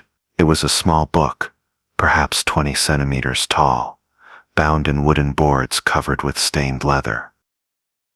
The parchment pages were badly damaged: tears, losses, separation from the binding. The text appeared to be in Latin, written in a 12th century hand, though the content was difficult to determine given the condition. This was discovered during renovation of the Apostolic Palace. Father Giuliano explained. He's the senior archivist, methodical and precise, with 40 years of experience. Sealed behind a wall in what was once Cardinal Bellini's private study. We believe it dates to 1160 or thereabouts. I examined the codex carefully. The damage was extensive, but repairable. Several months of patient work. What's the content? Theological disputations, we think. Possibly heretical, which would explain why it was sealed away. The text needs to be stabilized before our scholars can translate it properly. He paused, adjusting his glasses. Take your time with this one, Anna. Document everything. And if you notice anything unusual, inform me immediately. I asked what he meant by unusual, but he only smiled and said that old books sometimes present unexpected challenges. I began work the next morning.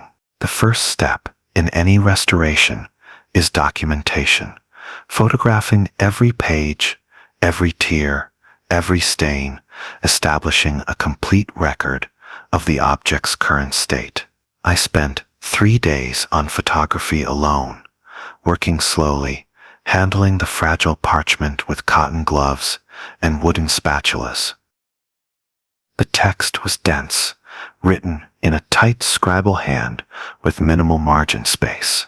I could make out certain words, poenitentia, silentium, porta, but the theological context eluded me. Some passages had been crossed out, then written over, creating palimpsest layers that would require careful analysis. On the fourth day, I began the actual conservation work. I started with the binding, carefully separating the damaged wooden boards from the text block so I could repair the spine. It was delicate work, requiring hours of patient manipulation. By evening, I'd successfully detached the front board and stabilized 3 of the gatherings. I photographed my progress, recorded my methods in my log, and locked the codex in the climate-controlled vault where we store active projects overnight. The next morning, when I retrieved the codex, the binding was intact again, not damaged in a new way, intact as it had been when Father Giuliano first brought it to me. The front board I'd detached was reattached.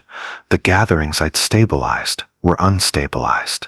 Even the small amounts of degraded adhesive I'd carefully removed had somehow returned. I thought I'd made a mistake.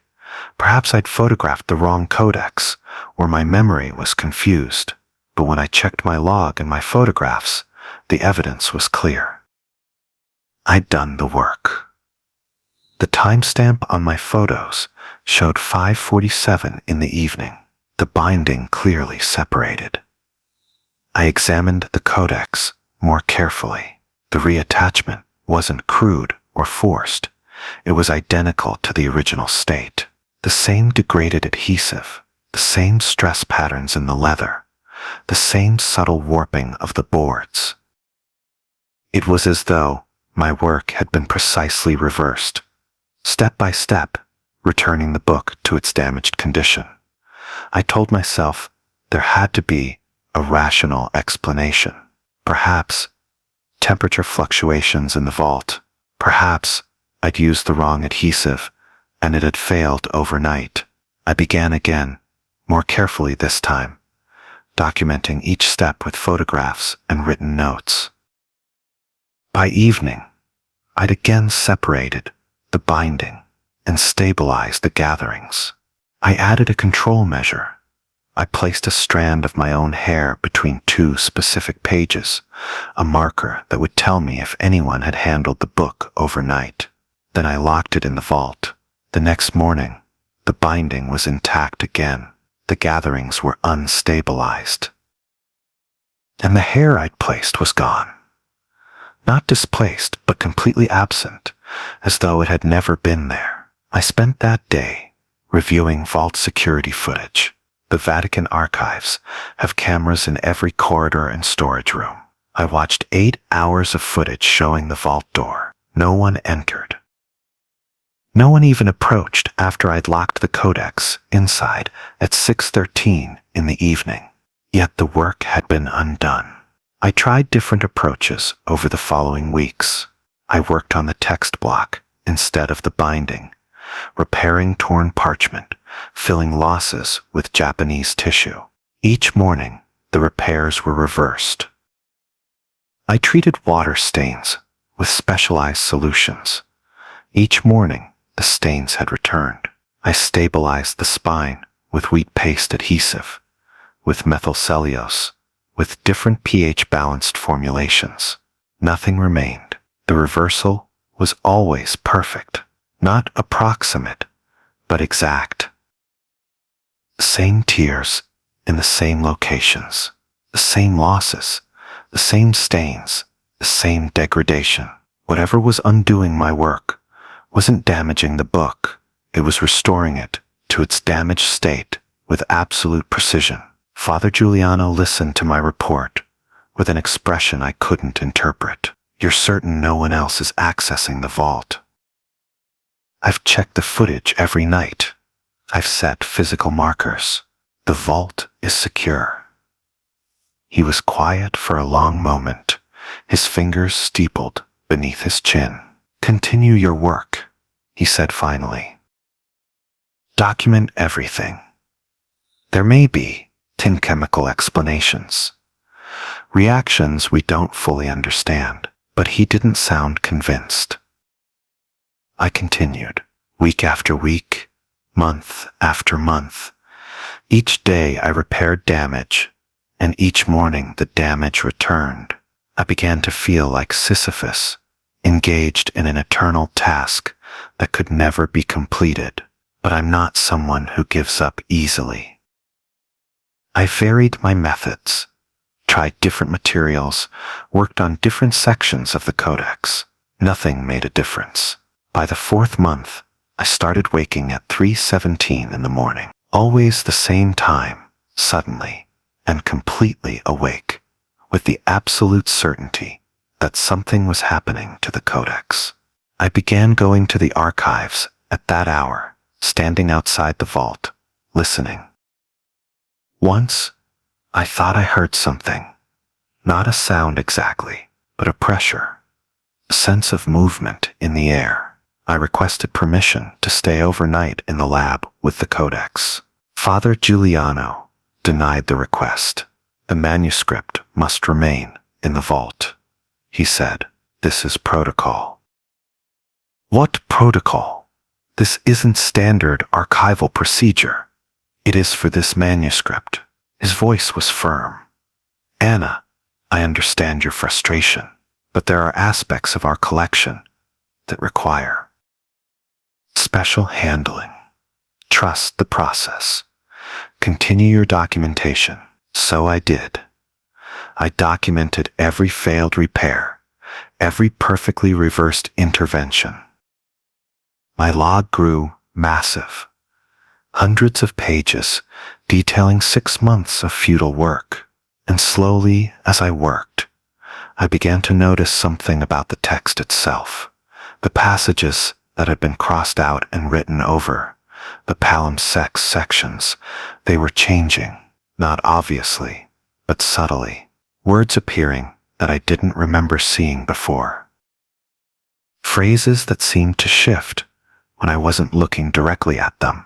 I started photographing the same pages every morning before I began work. When I compared the images, the differences were unmistakable. The text was rewriting itself, not the visible surface text, but the crossed-out passages beneath. Words emerging from under the deletions like bruises rising to the surface of skin. One morning in late July, I arrived to find Father Giuliano waiting in the lab. With him was Cardinal Toretti, whom I'd never met but recognized from Vatican publications. The cardinal was elderly, perhaps 80, with the careful bearing of someone who'd spent decades navigating Vatican politics. "Petrov," the cardinal said, "Father Giuliano tells me you've been very dedicated to the Bellini Codex. I've been trying to restore it, Your Eminence, though I haven't been successful." "No," he agreed. "You haven't, and you won't be. The Codex is being transferred to specialized storage. Your work here is complete, but I've made no progress." The damage is intentional," Father Giuliano said quietly. "The Codex was damaged before it was sealed behind that wall, deliberately damaged in a very specific way by Cardinal Bellini himself, we believe." Cardinal Toretti nodded. Bellini was a brilliant theologian. In 1163, he claimed to have received a revelation, a vision of what he called the original text, the words that existed before God spoke creation into being. He attempted to transcribe this revelation into the codex you've been working on. The Church, Father Giuliano continued, determined that his revelation was problematic. Bellini was confined to his quarters, and before he died, he took a knife to his own manuscript, damaging it in such a way that the revelation could not be fully read. He sealed it away, and the matter was forgotten. "Until we found it during renovation," Cardinal Toretti said, "and made the mistake of attempting restoration." I looked between them. The book is undoing my work because Bellini's intention was preservation through damage, Father Giuliano said. His will, his purpose, somehow became embedded in the physical object. The codex remembers what it's supposed to be: damaged, incomplete, unreadable. Any attempt to restore it is rejected. The manuscript maintains its own wounded state. Cardinal Toretti placed a hand on my shoulder. You did nothing wrong, Miss Petrov, but some objects should not be made whole. Some books should remain as they were left, incomplete, silenced, sealed away. They took the codex that afternoon.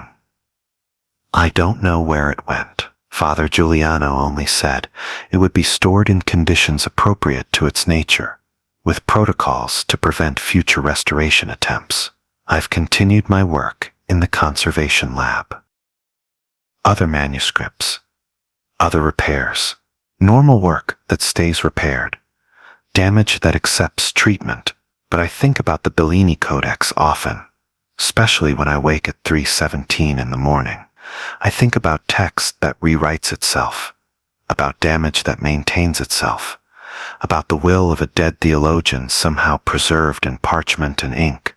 I think about what words might be hidden under those crossed-out passages, what revelation was considered so dangerous that it had to be destroyed by the very man who received it. Father Giuliano gave me one final piece of information before the codex was taken away. He showed me a letter from Cardinal Bellini, written just before his death in 1164. The letter contained only one sentence in Latin, which Father Giuliano translated for me. Some words once written cannot be unwritten. They can only be prevented from being read. I don't work on 12th century codices anymore. I focus on later manuscripts, Renaissance works, documents from centuries when revelation was less direct and less dangerous. But sometimes I wonder if the Bellini Codex is still undoing repairs somewhere in the Vatican's deeper storage, still remembering the shape of its own damage, still protecting itself from being made whole, still keeping Cardinal Bellini's secret, whatever it was, safe in the precise geography of its wounds. There are shifts we work, and shifts that work through us. My name is Thomas Way, and I've served as a night archivist in the Vatican's secret archives for 4 years. I was hired specifically for the night rotation. My background in East Asian manuscripts and fluency in Mandarin made me valuable for cataloging the Matteo Ricci collections, work that required uninterrupted silence. The night shift suited me.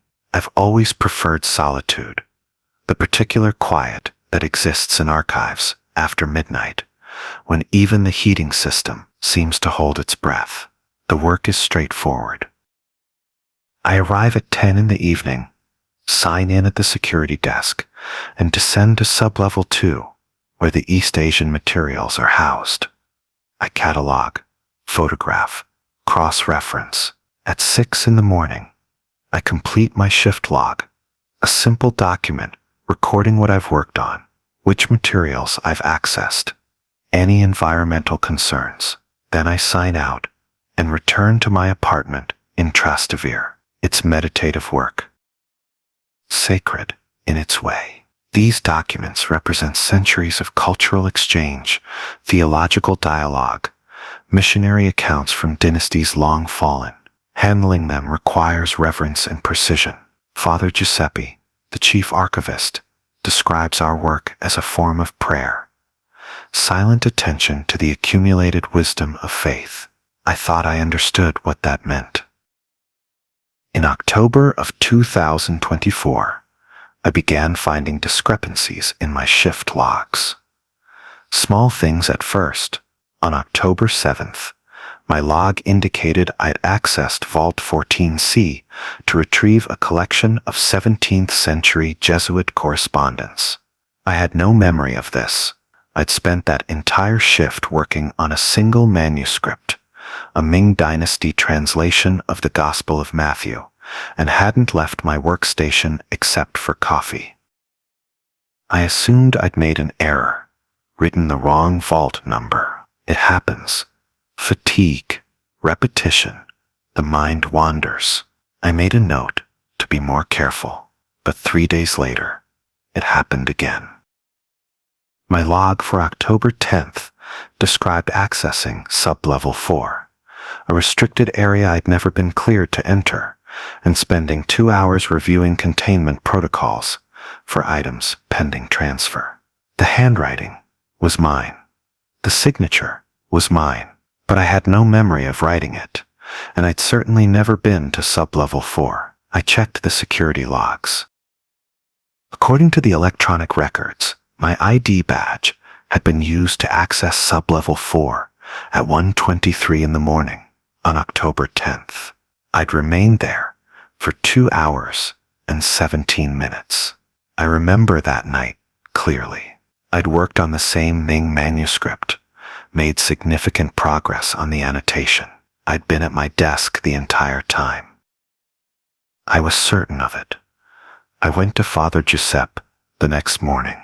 He's 68, Serbian, with the patient demeanor of someone who spent his life among books. I showed him the discrepancies, my logs versus my memories, the security records that didn't match my experience. He read everything carefully, then looked at me with an expression I couldn't quite interpret. Concern, perhaps, or recognition. "You're sleeping properly?" he asked. "No gaps in memory during your personal time? No medication changes? Nothing like that? I feel fine, but Father, I'm accessing areas I'm not cleared for, areas I don't remember entering." He was quiet for a long moment. Then he stood and retrieved a copper key from his desk drawer. "Come with me." He led me down corridors I'd never seen, past sub-level 2, past sub-level 3. We descended to sub-level 4, and he used the copper key to open a door marked only with a red triangle, a symbol I didn't recognize from any Vatican iconography I'd studied. Inside was a small office, barely more than a closet, a desk, a chair, a filing cabinet. On the desk was a shift log, identical to mine. "This is the secondary archive," Father Giuseppe said. "Certain materials require special handling. Containment, we call it, though that's not quite accurate. Some documents." He paused, choosing his words carefully. "Some documents require witnesses, continuous observation. The work is performed during night shifts by archivists who meet specific criteria." "I don't understand. I was never trained for containment work." "The training occurs during the work itself," he said quietly. "You don't remember it because you're not meant to. The remembering would interfere with the process." I stared at him. "You're saying I'm doing work I'm not conscious of? That's impossible." "Not unconscious, differently conscious. There are states of attention that exist outside ordinary memory. The Church has understood this for centuries. Mystics, contemplatives, certain monastic practices. When you work with contained materials, you enter a state of focused awareness that doesn't transfer to waking memory. It's necessary. The materials can't be observed with ordinary consciousness." He opened the filing cabinet and removed a folder with my name on it.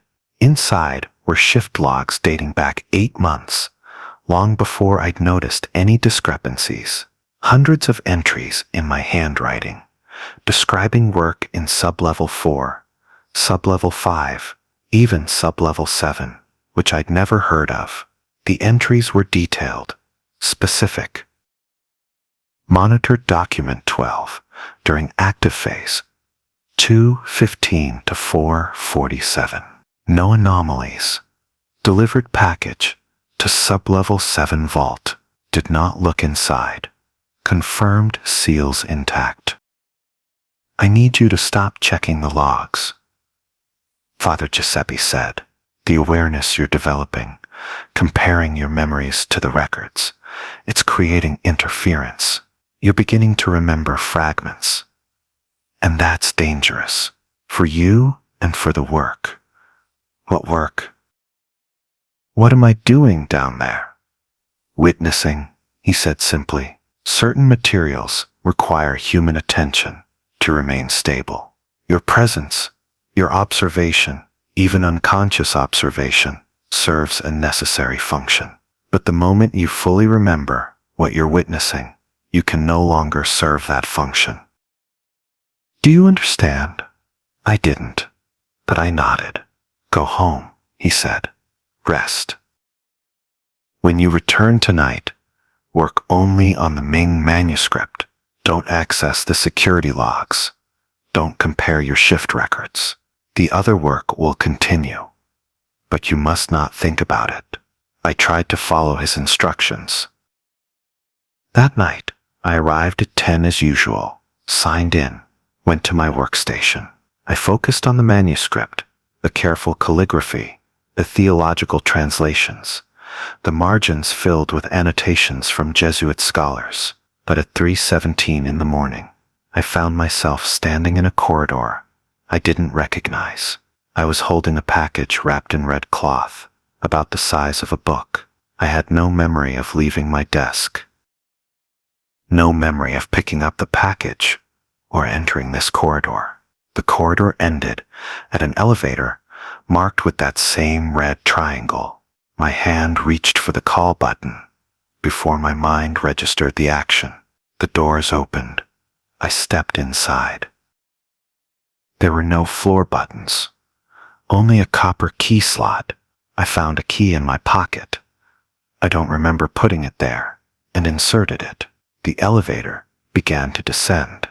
I descended for 3 minutes, far deeper than sublevel 4. The doors opened onto a space that wasn't a hallway or a room, but something else. A circular chamber with 7 doors arranged around the perimeter, each one marked with a different symbol. The lighting was strange, seeming to come from everywhere and nowhere. I walked to the door marked with a symbol that looked like a key overlapping a cross. I knocked 3 times. A voice from inside said something in Latin. I didn't understand, but my mouth responded automatically with words I didn't know I knew. The door opened slightly. I placed the package in the gap. A hand. I saw only the hand, wrapped in white cloth, took the package. The door closed. I returned to the elevator. Ascended. When the doors opened, I was back in the corridor, near my workstation. I checked my watch, 3:21 in the morning. 4 minutes had passed, though the descent alone had taken 3. I sat at my desk, hands shaking. The Ming manuscript was open before me, my notes beside it.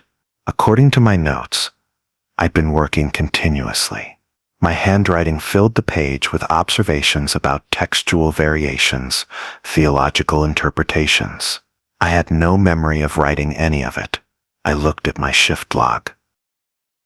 There was a new entry, written in my hand. Delivered package to sublevel 7. Did not look inside. Confirmed exchange complete. The words, did not look inside, were underlined 3 times. I left early that morning. Didn't complete my shift. Didn't sign out properly. I went home and sat in my apartment as dawn broke over Rome, trying to understand what was happening to me. That's when I noticed my hands. There was a fine red dust under my fingernails, not blood, but something mineral, like powdered brick or clay. I didn't remember touching anything red, but when I washed my hands, the water ran rust-colored for nearly a minute. I didn't return to work for 3 days. I called in sick, ignored messages from Father Giuseppe. I needed to think clearly, to remember. But the harder I tried to recall what I'd done in that circular chamber, the more my memory fragmented. I could remember the elevator, the corridor, the hand taking the package. But when I tried to remember what the package felt like, what weight it had, whether it was warm or cold, nothing. Just absence where memory should be. On the third day, Father Giuseppe came to my apartment. He didn't knock. I found him sitting at my kitchen table when I woke at 3:17 in the afternoon. "You went to sub-level 7? He said quietly. It wasn't a question. I don't remember deciding to go. I just found myself there. That's how it works. The containment protocols aren't instructions we follow. They're patterns we fulfill. The work requires us before we know we're required. You were chosen for this 8 months ago. Thomas, the night shifts, the isolated work, your particular qualities of attention, these made you suitable. Suitable for what?" He didn't answer directly. "There are 7 levels beneath the secret archives. Only the 7th has existed since the beginning, before Constantine, before Rome became the church's seat. The church was built around it, not above it. Everything we do, every prayer and ritual and document we preserve, it's all oriented toward maintaining what exists on sub-level 7, containing it, witnessing it, so it remains witnessed and nothing more. What's down there? Materials that predate Christian understanding, not pagan, not heretical, something else, something that was already ancient when the apostles walked. The church doesn't control these materials. We only maintain their stasis. And that requires witnesses who can observe without fully perceiving, archivists who can work in states of consciousness that don't transfer to memory." He placed a small wooden box on the table. Inside was a copper key, identical to the one I'd found in my pocket. "This is yours now. You'll keep it. You won't remember keeping it, but you'll have it when needed. The work will continue. You'll have 2 lives, Thomas, the one you remember and the one you serve. Most archivists live this way for decades. Some never become aware of the division. You became aware, which means you're reaching a threshold. You can either accept this and continue, or what? Or you'll be transferred, reassigned to cataloging work in another city, another archive. You'll live one life, remember everything, and someone else will take your place in sub-level 7. The silence stretched between us. "I don't want to forget my work," I said finally, "even if I can't remember it."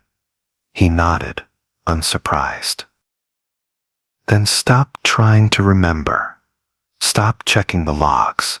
Stop comparing records. Let the work be what it is.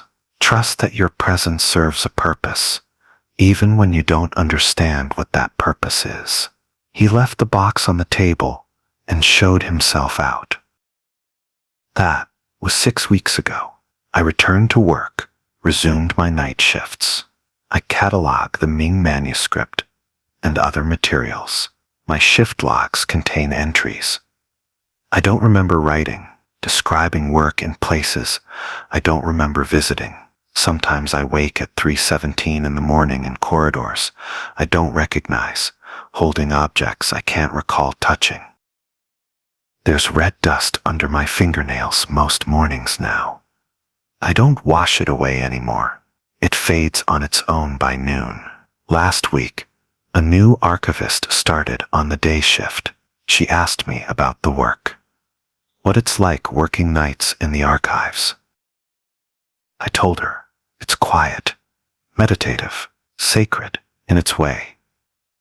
She asked if I ever feel watched, if the archives ever feel alive.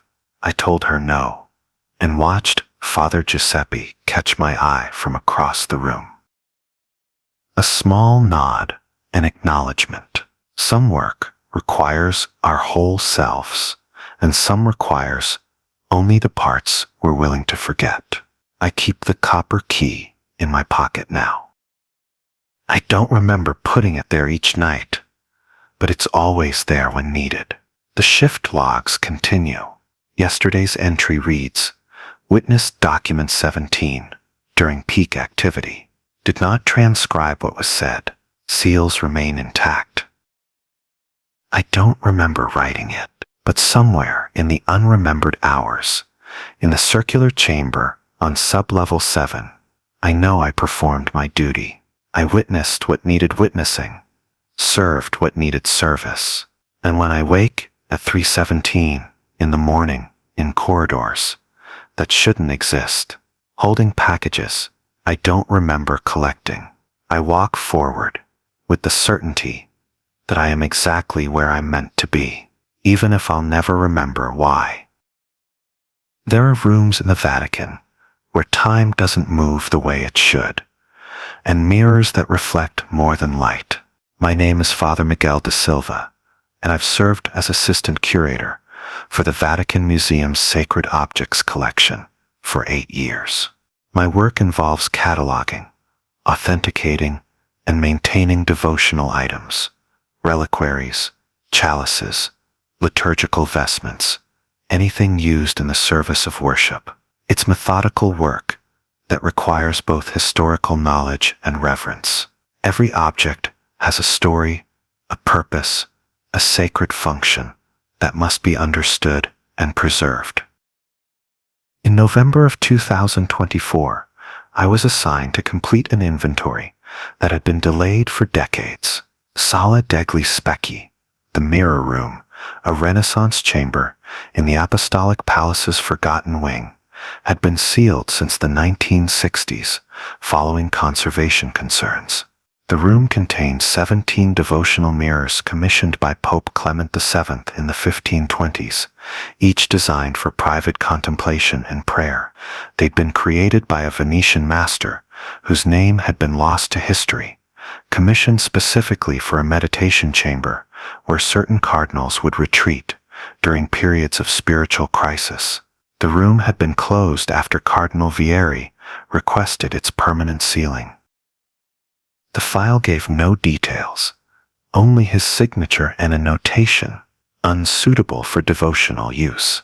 Monsignor Terzi, the chief curator, handed me the copper key on a Tuesday morning. He's 68, methodical, with the careful precision of someone who spent 4 decades preserving sacred things. The inventory should be straightforward, he said. Document each mirror, dimensions, condition, any distinguishing features. Photograph them for the digital archive. Don't attempt any restoration work. Just record what's there. He paused, his hand resting on the file. The room has been climate controlled and monitored. You'll be alone. It's too small for assistance. Lock the door while you work. Protocol requires uninterrupted documentation. Why was it sealed? I asked. Monsignor Terzi adjusted his glasses. A gesture I'd learned meant he was choosing his words carefully. Cardinal Vieri felt the mirrors were spiritually disorienting. He believed they distracted from prayer rather than aided it. Whether he was correct is not for us to judge. We simply maintain what the Church has preserved. The mirror room was located in a corridor I'd never accessed, despite my years in the museums. It required 2 turns through passages that weren't marked on any public map, past galleries that saw no tourist traffic. The door was simple wood, unremarkable, except for the copper lock plate that required Monsignor Terzi's key. Inside, the room was smaller than I'd expected, perhaps 4 meters square, with a vaulted ceiling. The 17 mirrors lined the walls in ornate frames, each about 1 meter tall, positioned at eye level for standing contemplation. The glass was old, but remarkably clear, the silver backing still intact after 5 centuries. Between each mirror hung a small devotional image: saints in prayer, angels in adoration, Christ in various poses of blessing. The air in the room felt different, not stale, though it had been sealed for 60 years, but somehow attentive, as if the space itself were watching. I set up my equipment: camera, measuring tools, inventory sheets, my laptop for immediate documentation. The work was familiar and comforting. I began with the mirror closest to the door, photographing it from multiple angles before measuring its frame and examining the glass for any signs of deterioration. That's when I noticed my reflection. In the mirror, I appeared older. Not dramatically, perhaps 10 or 15 years. My hair was silver at the temples, my face more aligned. The differences were subtle, but unmistakable. I touched my actual hair, still dark brown, then looked back at the reflection: silver. I stepped away from the mirror, then checked my appearance in my phone's camera. Normal, 43 years old, as I actually was. I returned to the mirror. The older version looked back at me. I told myself it was the glass.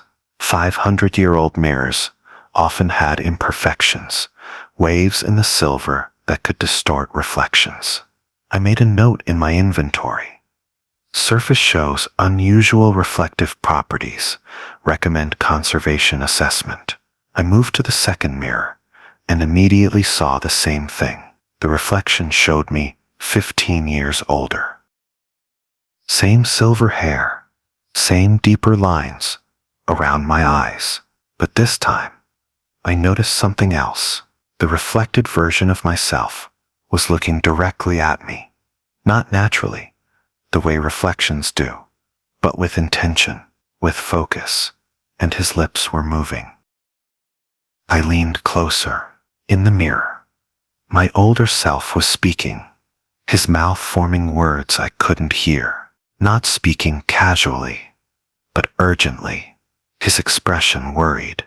I watched my reflection's lips, trying to read what he was saying, but the words weren't Italian or Portuguese or any language I could identify by sight alone. I stepped back. My heart was beating faster than it should. In the mirror, my older self continued speaking, then stopped and gestured. A sharp, warning motion. Stay back. I photographed the mirror quickly, took measurements, and moved to the third one. The pattern repeated. Every mirror showed me 15 years older, and in every mirror, my future self was trying to tell me something.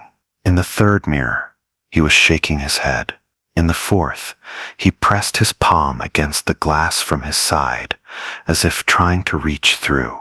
In the fifth, his expression had shifted from worried to frightened. I'd been working for perhaps an hour when I realized something was wrong with the room's proportions. I documented 5 mirrors, but according to my measurements, I'd only covered about a quarter of the wall space. There should have been no more than 6 or 7 mirrors total at this rate, but the file clearly stated 17. I looked around the room. The mirrors continued along all 4 walls, seemingly more than when I'd entered. I counted them carefully. Still 17, but the room felt larger, the walls more distant. My phone rang, Monsignor Terzi, checking on my progress. I told him everything was proceeding normally, though my voice sounded uncertain even to myself. He asked if I needed anything. I almost told him about the reflections, but something stopped me. The older version of myself in the nearest mirror was shaking his head emphatically, his hands raised in a clear gesture. Don't tell him. After I hung up, I returned to my work, but I couldn't stop watching the reflections. In the 6th mirror, my older self was pointing to his watch, tapping it urgently. In the 7th, he was gesturing toward the door. In the 8th, he had his hands pressed together in prayer, but his face showed desperation rather than devotion. Each mirror's version of my future self was becoming more agitated, more insistent, and I realized they weren't all showing the same moment. Each reflection was slightly different, different expressions, different gestures, as if each mirror were showing me a different instance of my future self, trying to communicate across time. By the 10th mirror, my older self was no longer trying to speak. He was weeping. I should have left then.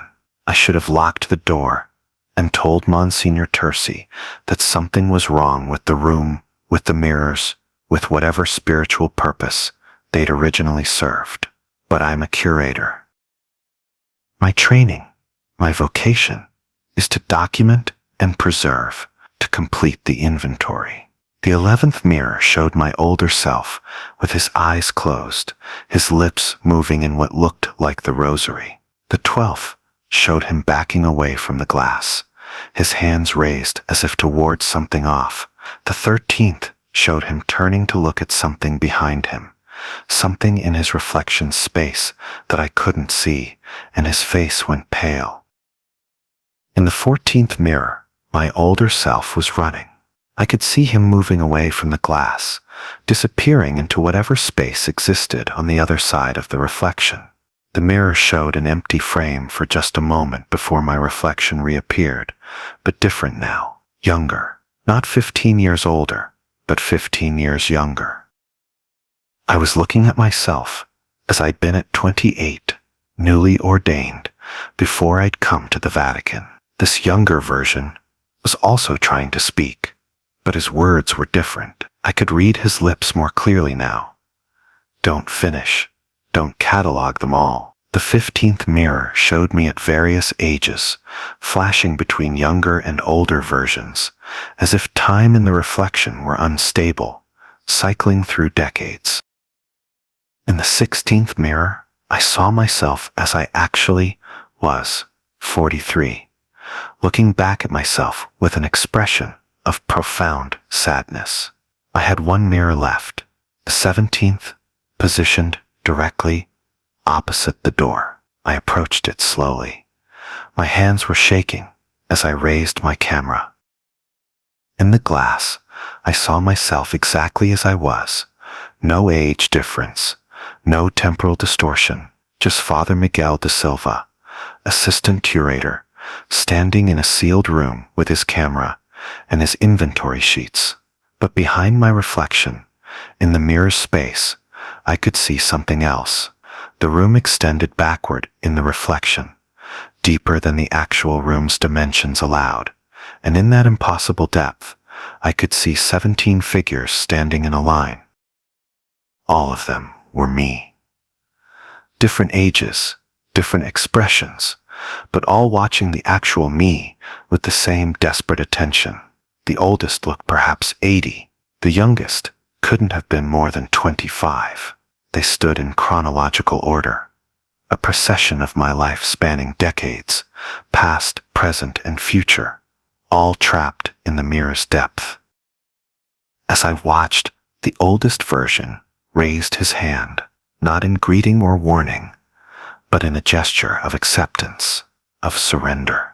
One by one, the other versions did the same, until all 17 reflections of myself stood with raised hands, acknowledging something I didn't yet understand. Then the oldest began to fade. Not quickly, but with the slow inevitability of candle wax melting.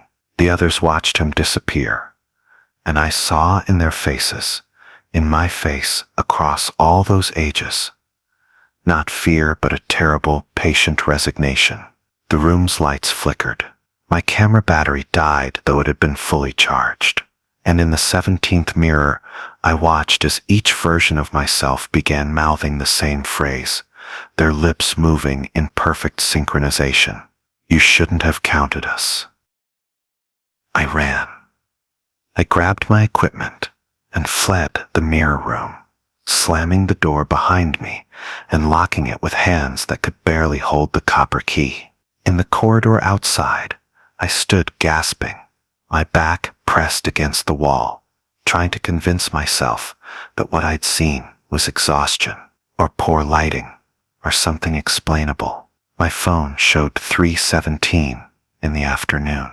I'd been in the room for nearly 6 hours, though it had felt like 2 at most.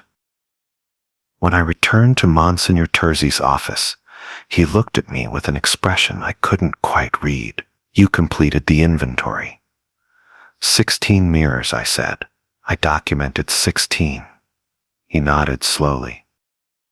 Cardinal Vieri's report mentioned 16 as well. He never documented the 17th either. He took the copper key from my hand. "Your work on the mirror room is complete, Father De Silva. The file will be marked as conclusive. We won't be opening it again." "What are those mirrors, Monsignor?" He was quiet for a long time. Pope Clement commissioned them during a period of great personal crisis. He wanted mirrors that would show not his physical reflection, but his spiritual state, his future, his accumulated choices. He cleaned his glasses carefully. The Venetian master succeeded too well. The mirrors show time as God sees it. All at once, all ages, simultaneous.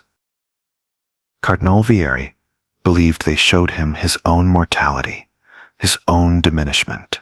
He found it unbearable. And the 17th mirror shows what comes after all the others. Monsignor Terzi handed me a new assignment folder. "We don't document that one, Father. We never have. I haven't been assigned to sealed rooms since then. My work continues in the public galleries, cataloging objects that reflect only light, nothing more. But sometimes, passing mirrors in the Vatican's corridors, I catch a glimpse of silver in my hair that isn't there yet. Or see myself at an age I haven't reached, looking back with that same expression of patient resignation. Last week, I saw Father Petri, a young curator who'd asked to be assigned the mirror room inventory. Monsignor Terzi denied the request without explanation. Father Petri looked disappointed. I didn't tell him he should be grateful, because I understand now what those mirrors contain. Not prophecy or illusion, but truth, the truth of our accumulated time, our finite reflections, all existing simultaneously in a space where time moves the way it does in eternity. All at once, every age present and watching, waiting for the moment when the oldest version fades and the inventory is finally complete. There are 17 mirrors in that room. Cardinal Vieri saw 16. So did I. And someday, another curator will enter and count only 15. Then wonder who was the first to disappear into glass, and whether the reflections are showing the past or the future, or something in between that we're not meant to understand. I still wake sometimes at 3:17 in the morning, thinking about that oldest version of myself, the way he raised his hand and accepted what was coming. I wonder how long until I reach that age, and whether when I do, I'll remember standing in that room, watching myself across decades, learning that our reflections know things about us that we haven't lived yet. There are manuscripts that should never achieve clarity.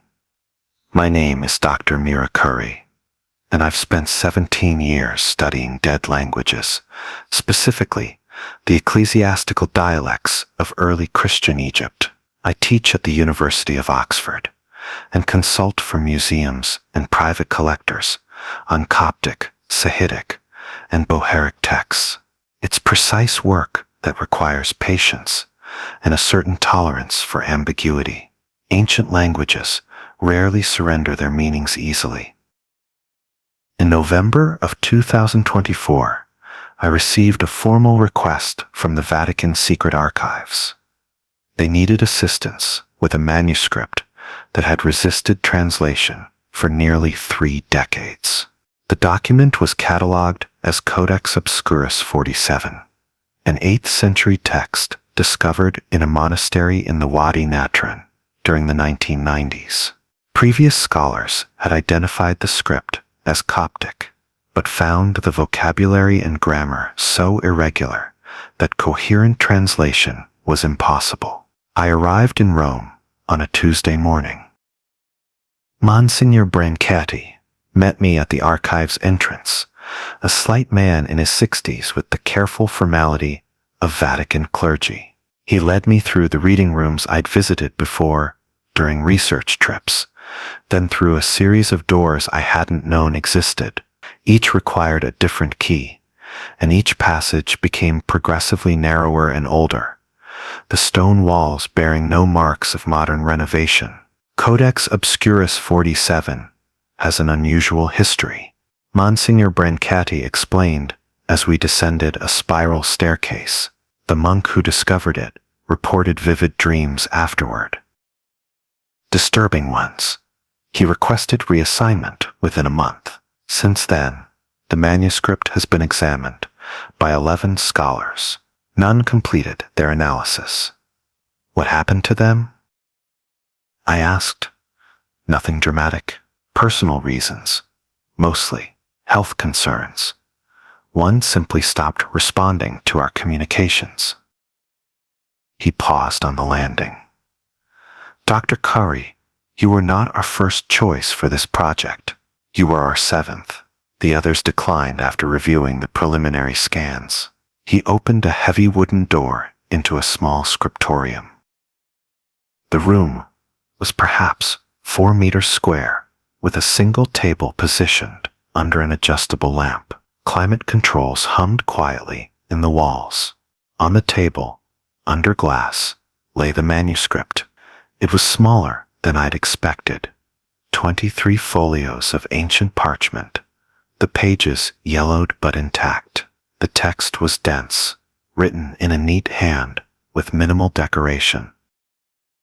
Even through the glass, I could see the script was Coptic, though something about the letter formation seemed irregular. You'll work alone, Monsignor Brancati said. The room locks from the inside for security. I'll return each evening at 6 to check your progress. You may photograph the manuscript, but are not to remove it from this room under any circumstances. He placed a red-stamped folder on the table. Previous translation attempts are documented here. You may find them instructive. After you left, I spent the first hour reading through the folder.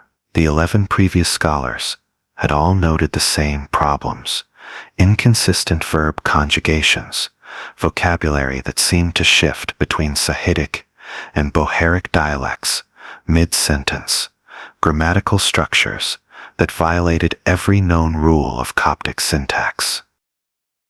One translator, a Professor Chen from Berlin, had written in the margins, "Text appears deliberately resistant to interpretation.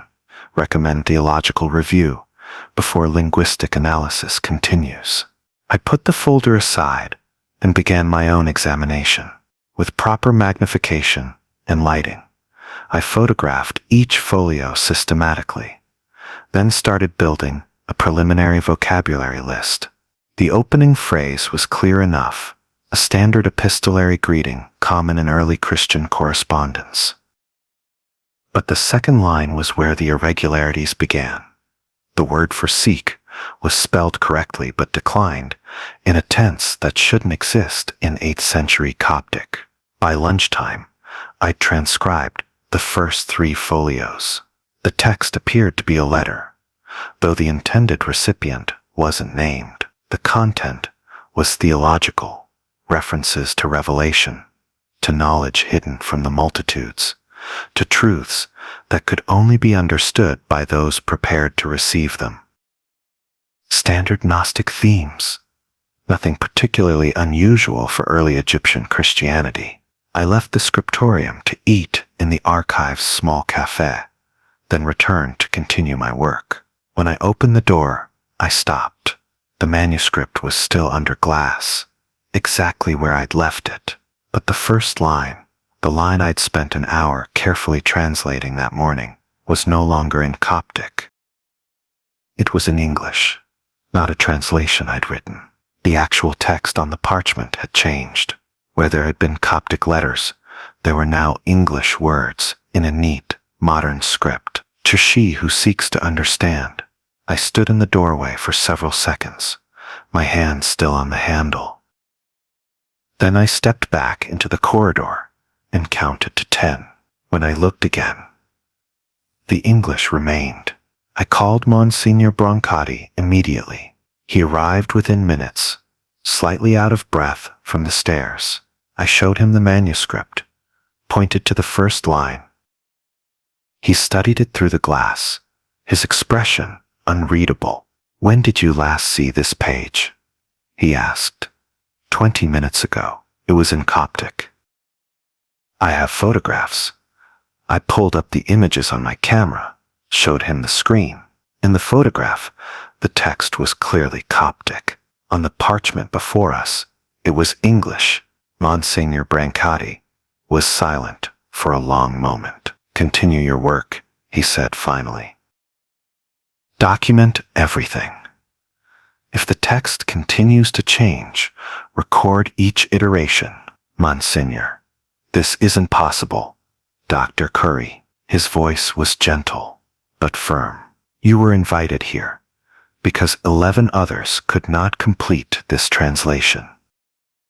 Perhaps this is why. Perhaps the manuscript requires a particular reader." He looked at me with something like sympathy.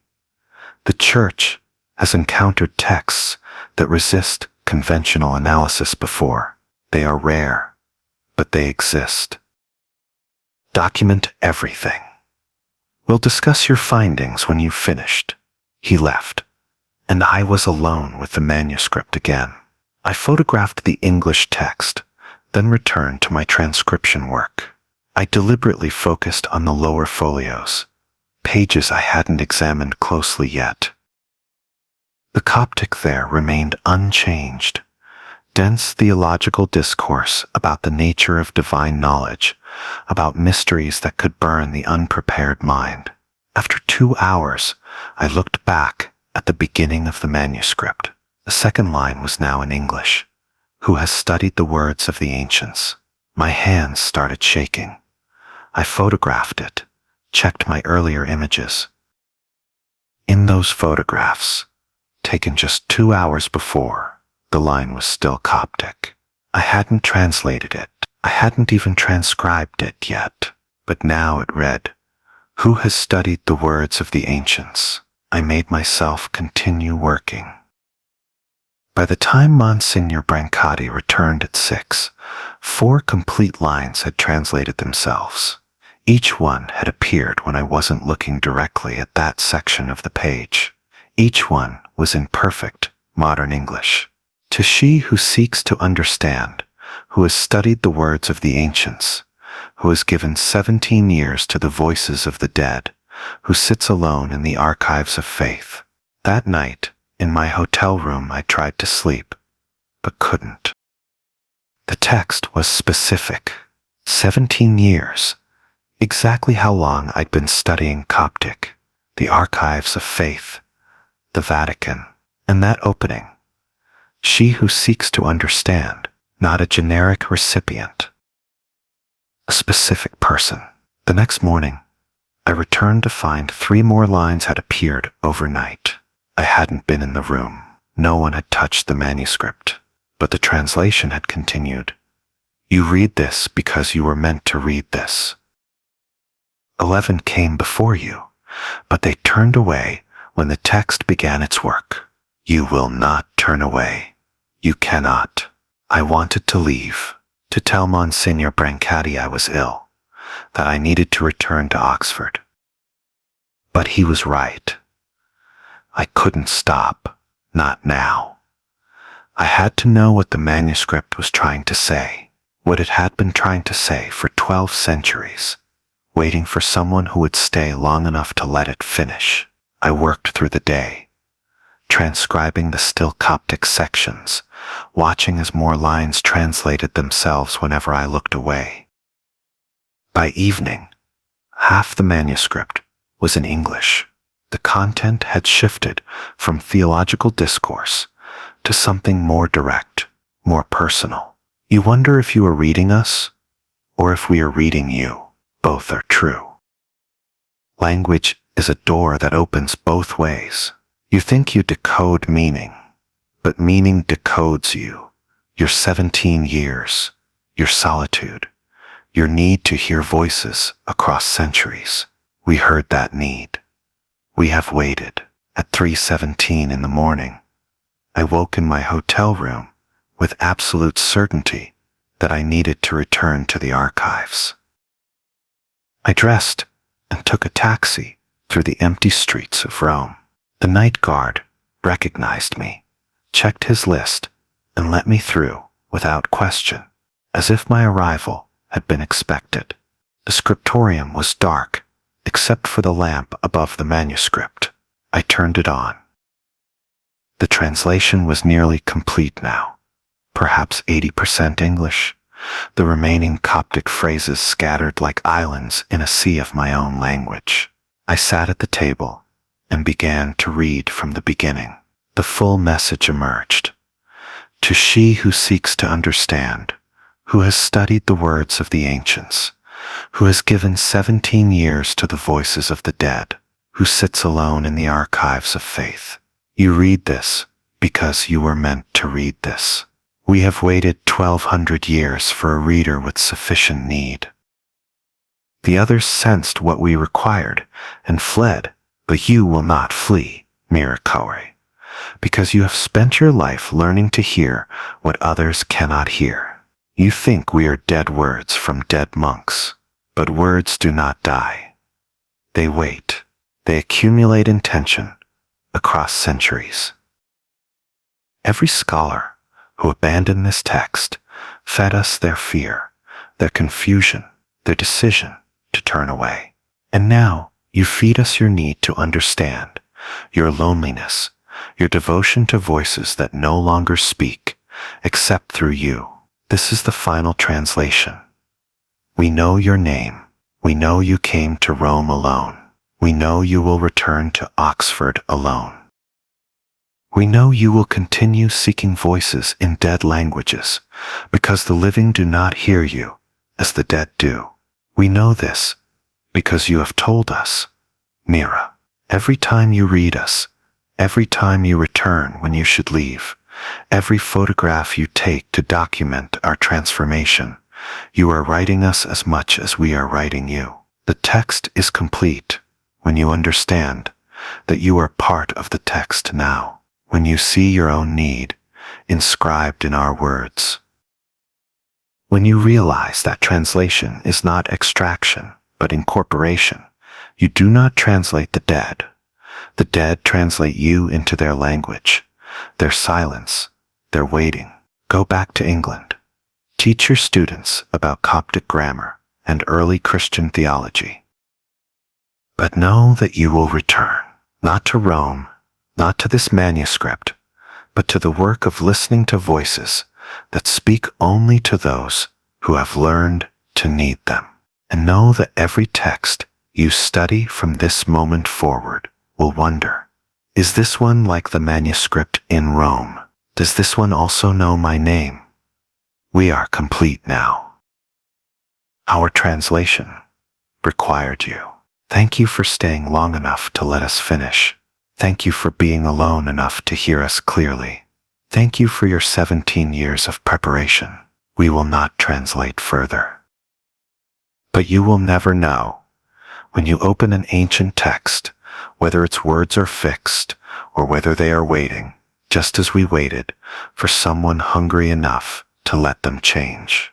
The last line finished translating as I read it. The entire manuscript was now in English. I sat in that small room under that adjustable lamp, surrounded by centuries of accumulated knowledge, and understood that I was reading a letter that had written itself using my presence as ink. I photographed the completed translation. Then, I left the scriptorium and walked through the archives until I found Monsignor Brancati's office. I left a note on his desk. Translation complete. Returning to Oxford. Will send full documentation within 1 week. I didn't wait for morning. I packed my things and took the first flight home. That was 3 months ago. I submitted my documentation as promised, a full transcription of the English text, along with photographs showing the progression from Coptic to English. Monsignor Brancati sent a brief acknowledgement. Received with thanks. The codex has been moved to restricted storage. Your consultation fee has been processed. I've returned to my teaching, to my research on early Christian texts, but the manuscript was right. Every time I open a new document now, every time I sit alone with some fragment of ancient parchment covered in dead script, I wonder, is this one waiting too? Has this one been counting the scholars who turned away, accumulating their refusals until it finds someone sufficiently alone, sufficiently devoted to voices no one else can hear? I still wake at 3:17 in the morning. Sometimes I think about that scriptorium in Rome, about the manuscript that knew my name before I opened it. I think about how we imagine translation as a kind of conquest, taking meaning from the ancient and making it ours. But the manuscript taught me that translation can also be surrender, the text translating the reader. The dead teaching the living that we are already written in their language, already speaking their words, already part of their silence. I have not been invited back to Rome. I will not return. But sometimes, when I'm transcribing a particularly difficult passage, when I look away for a moment and then look back, I find myself checking to see if anything has changed, if any word has shifted closer to English, closer to meaning, closer to knowing my name. The text remains stable, so far that I have learned that dead languages are not as dead as we pretend, and I have learned that the loneliness required to study them, the years of isolation, the devotion to voices that speak only in silence, is not just a condition of the work. Sometimes it is what the work requires to complete itself. The vigil bell that rings early night. Sacristan Father Enzo Marconi maintains the ancient bell schedule. For 3 weeks, the 4 a.m. bell rings at 3:17 instead, but only he can hear it. Last night, he found himself standing in the bell tower with no memory of climbing the stairs. The bells of the Vatican keep hours that predate the modern clock, and there are certain times when no bell should ring at all. My name is Father Enzo Marconi, and for 9 years I have served as night sacristan for the Apostolic Palace. The position is modest, nearly invisible. I maintain the chapels during the hours when most of the Vatican sleeps, ensuring candles are replaced, prayer books are ordered, and the ancient bell schedule is preserved. There are 6 bells under my care, each with its own voice and purpose. The vigil bell, the oldest, rings at 4 a.m. to call the contemplative orders to their first prayers. It has rung at that hour, without fail, for 417 years. I live in a small apartment in the Palazzo San Carlo, close enough to the Apostolic Palace that I can walk the corridors even in winter darkness. My day begins at 11 p.m. As if, when I unlock the night sacristy and begin my rounds, the work is solitary and meditative. I prefer it that way. There's a particular silence in sacred spaces. After midnight, a quality of stillness that feels like reverence made tangible. The bell schedule is maintained through a mechanical system installed in 1963. replacing the manual ropes that had been used for centuries. Each bell is controlled by a timer in the sacristy office, a simple but reliable mechanism that I check twice each night. The vigil bell is set for 4 of Fay, missed. Precisely. I've never known it to be inaccurate. Until 3 weeks ago. It was October 2nd, a Tuesday, when I first heard the bell at 3:17 in the morning. I was in the chapel of the Holy Sacrament, replacing votive candles, when the sound reached me, distant but unmistakable, the low bronze voice of the vigil bell. I checked my watch immediately. 3:17 a.m. My first thought was mechanical failure. I went directly to the sacristy office and checked the timer. It showed the correct setting, 4A. The mechanism hadn't triggered early. I examined the bell tower access log, a security measure implemented after vandalism in 2019, and found no entries. No one had accessed the tower. I assumed I'd been mistaken. Perhaps I'd heard something else, a distant church bell from the city, or the echo of maintenance work.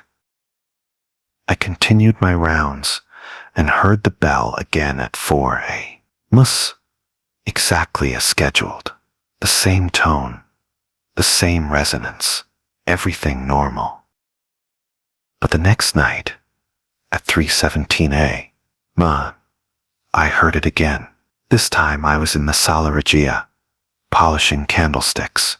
The bell was clearer, closer, as if I were standing directly beneath the tower. I abandoned my work and went straight to the office. The timer hadn't activated. The tower access log was empty. I even checked the bell itself, climbing the narrow stairs to examine the mechanism. Everything was still, silent, undisturbed. I mentioned it to Father Giulio, the day sacristan, when he arrived for morning prayers. He listened patiently, then suggested I was perhaps working too many consecutive nights without rest. The mind plays tricks in darkness, he said kindly. I should consider taking a few days away. I didn't take his advice. Instead, I began keeping detailed records. Each night, I noted my location at 3:17 a.m. and whether I heard the bell. The answer was always yes. I heard it in the Sistine Chapel, in the Borgia apartments, in the crypts beneath St. Peter's. The sound followed me, or perhaps I followed it. I couldn't be certain which. On the 5th night, I decided to position myself in the sacristy office at 3:17, directly beside the timer mechanism. I wanted to see if the bell would ring, while I watched the system remain inactive. I sat in the chair, my eyes fixed on the clock, counting down the minutes. At 3:16, I felt an overwhelming urge to close my eyes. Just for a moment, I told myself, just to rest them. The exhaustion was sudden and absolute, like a weight pressing down on my consciousness. When I opened my eyes, I was standing in the bell tower. The disorientation was complete. One moment I was seated in the office. The next I was standing beside the vigil bell itself, my hand resting on the cold bronze. The bell was still. It hadn't rung, but my fingers were positioned, as if I'd just released the clapper. The tower was dark, except for moonlight through the narrow windows.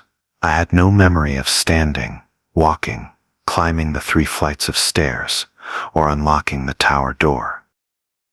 My watch showed 3:19.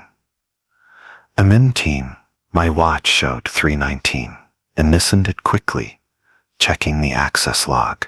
My keycard had been used to unlock the tower door at 3:15. I had no recollection of it. That morning, I didn't mention the incident to Father Giulio. Instead, I went to the Vatican medical office and requested a neurological consultation. The doctor was thorough. CT scan, blood work, cognitive assessments, everything came back normal. No signs of seizure activity, no indicators of sleep disorders or cognitive impairment. "You're healthy, Father Marconi," she said, closing my file. "Perhaps you've been sleepwalking. It's not uncommon under stress, but I don't feel stressed. I feel called." The phenomenon continued. Each night at 3:17, the bell would ring, only for me, apparently. As Father Giulio continued to insist he heard nothing unusual. And each night, I would find myself drawn toward the tower, fighting the urge to ascend.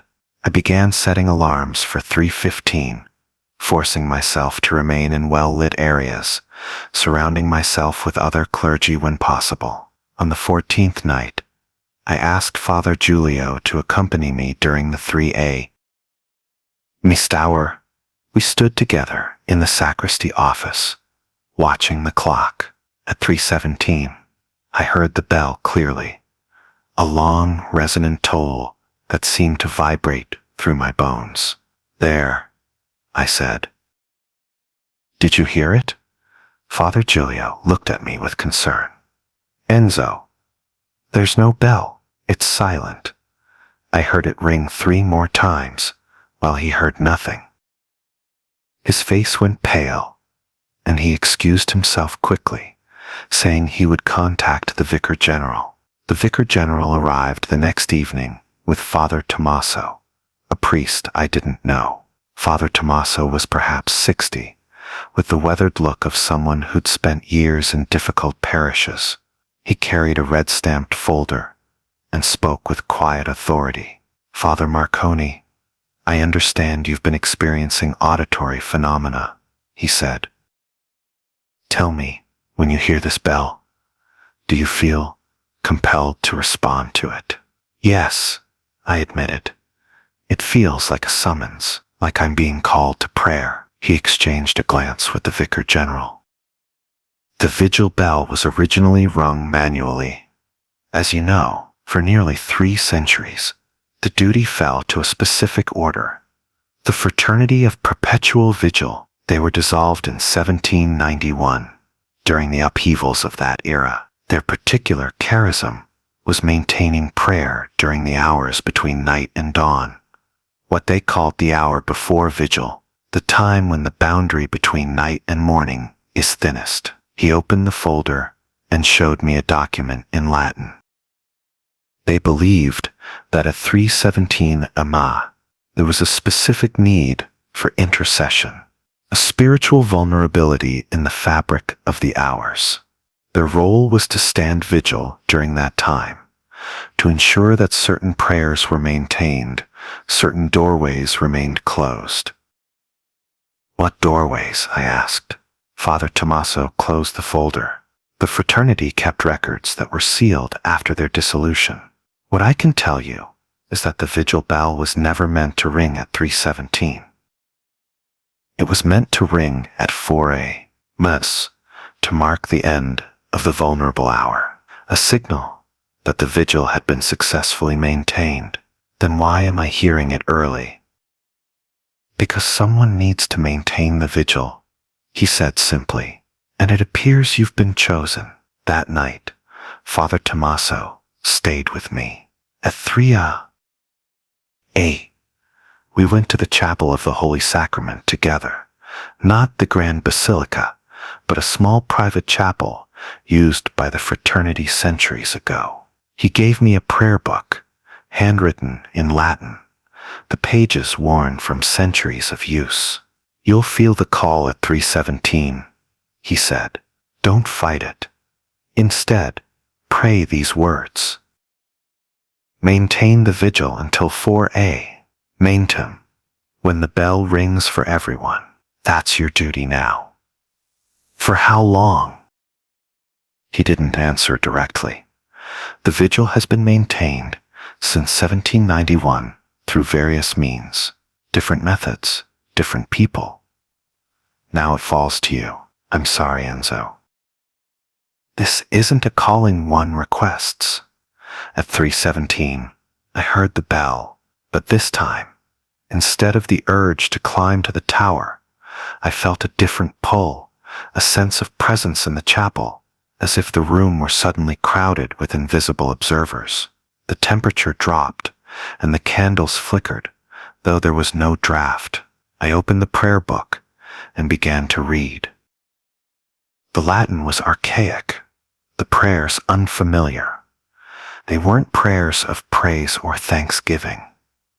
They were prayers of containment, of boundary keeping, of vigilant protection.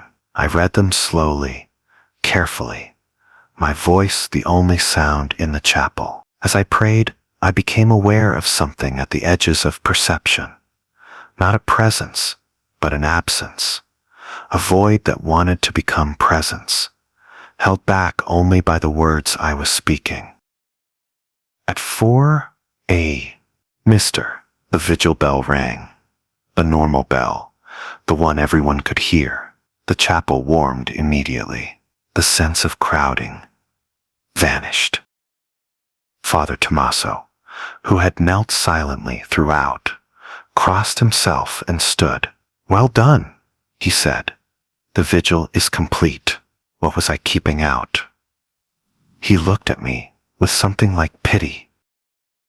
"You'll learn not to ask that question. Some knowledge serves no purpose except to make the vigil more difficult to maintain. I've maintained the vigil every night since. At 3:17 a.m. Yeah, I hear the bell that only I can hear, and I go to the chapel with the prayer book. I read the words written by the Fraternity of Perpetual Vigil, and I hold the boundary they held for 3 centuries. Father Tommaso visits once a week to ensure I'm managing. He's told me that, typically, the duty lasts between 5 and 7 years before being passed to another. He won't say how the selection happens, only that I'll know when my vigil is complete. I don't sleep well anymore. The hours between 3:17 and 4 have taken on a weight I can't describe, and sometimes, during the vigil, I sense something on the other side of those prayers, something patient, something waiting for the words to stop, or for my attention to falter. Last week, I asked Father Tommaso what would happen if I simply didn't maintain the vigil, if I let 3:17 pass without prayer. He was quiet for a long moment. Then he opened his folder and showed me a report from 1791, written in urgent script. The vigil was abandoned for 3 nights during the terror.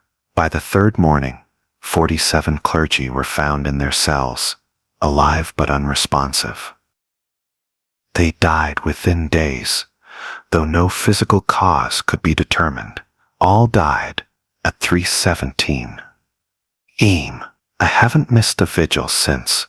The bells of the Vatican keep hours that predate the modern clock.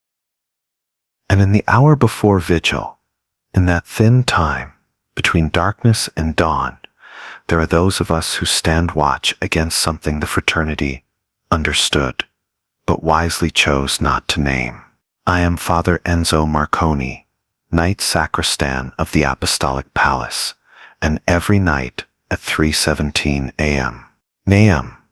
I answer a bell that shouldn't ring, and pray words that hold back something that shouldn't be. This is my calling now. My vigil, I pray it doesn't last the full 7 years. There are connections in the archives that exist outside our cataloging systems, and some of them should never be traced to their source. My name is Yuki Harada, and I've worked as a manuscript conservator in the Vatican's secret archives for 4 years. I came from Tokyo in 2020, trained in paleography and medieval Latin, specializing in the preservation of illuminated manuscripts. The work requires absolute precision. Every document I handle is irreplaceable, centuries old. often the only surviving copy of texts that shaped the church. I wear cotton gloves. I work in controlled light. I treat each page as if it were sacred, because to millions of faithful, it is. The archives employ 43 people across 5 sub-levels. We rarely see each other. The collections are vast, and each scholar or conservator works in their assigned section, sometimes for months at a time.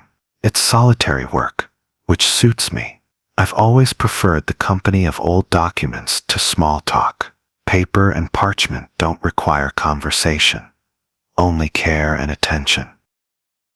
In October of 2024, I was assigned to assess a collection of 14th century prayer books that had recently been transferred from a monastery in Umbria. Standard procedure: examine each manuscript for damage, document condition. Recommend preservation methods. The collection consisted of 17 books, all hand-copied by monks, all featuring detailed marginalia and illuminations of saints. I was working through the 5th book, a Psalter, dated to 1342, when I noticed something unusual. Between pages 63 and 64, there was a thread, thin, red, almost like silk. At first I thought it was a bookmark, the kind medieval readers sometimes used, but when I looked closer, I saw that it didn't end at the edge of the page. It continued through the binding, emerging from the back cover. I followed it with my eyes. The thread ran across my conservation table, dropped to the floor, and disappeared under the door of my workroom. This made no sense. The prayer book had been sealed in archival storage for decades. Nothing should have been added to it, and the thread was too clean, too vibrant. Medieval silk would have faded or deteriorated over 6 centuries. I documented it with photographs, then carefully opened the back cover to see where the thread originated. It didn't originate anywhere. It simply passed through the manuscript, between specific pages, as if the book had been threaded, like a needle through fabric.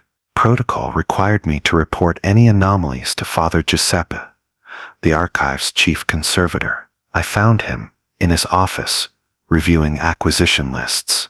He's 68, meticulous, and deeply protective of the collections. When I described the thread, his expression shifted, not quite alarm, but something close to recognition. "Show me," he said. We returned to my workroom. The thread was still there, still running through the Psalter and under the door. Father Giuseppe crouched down and examined it without touching.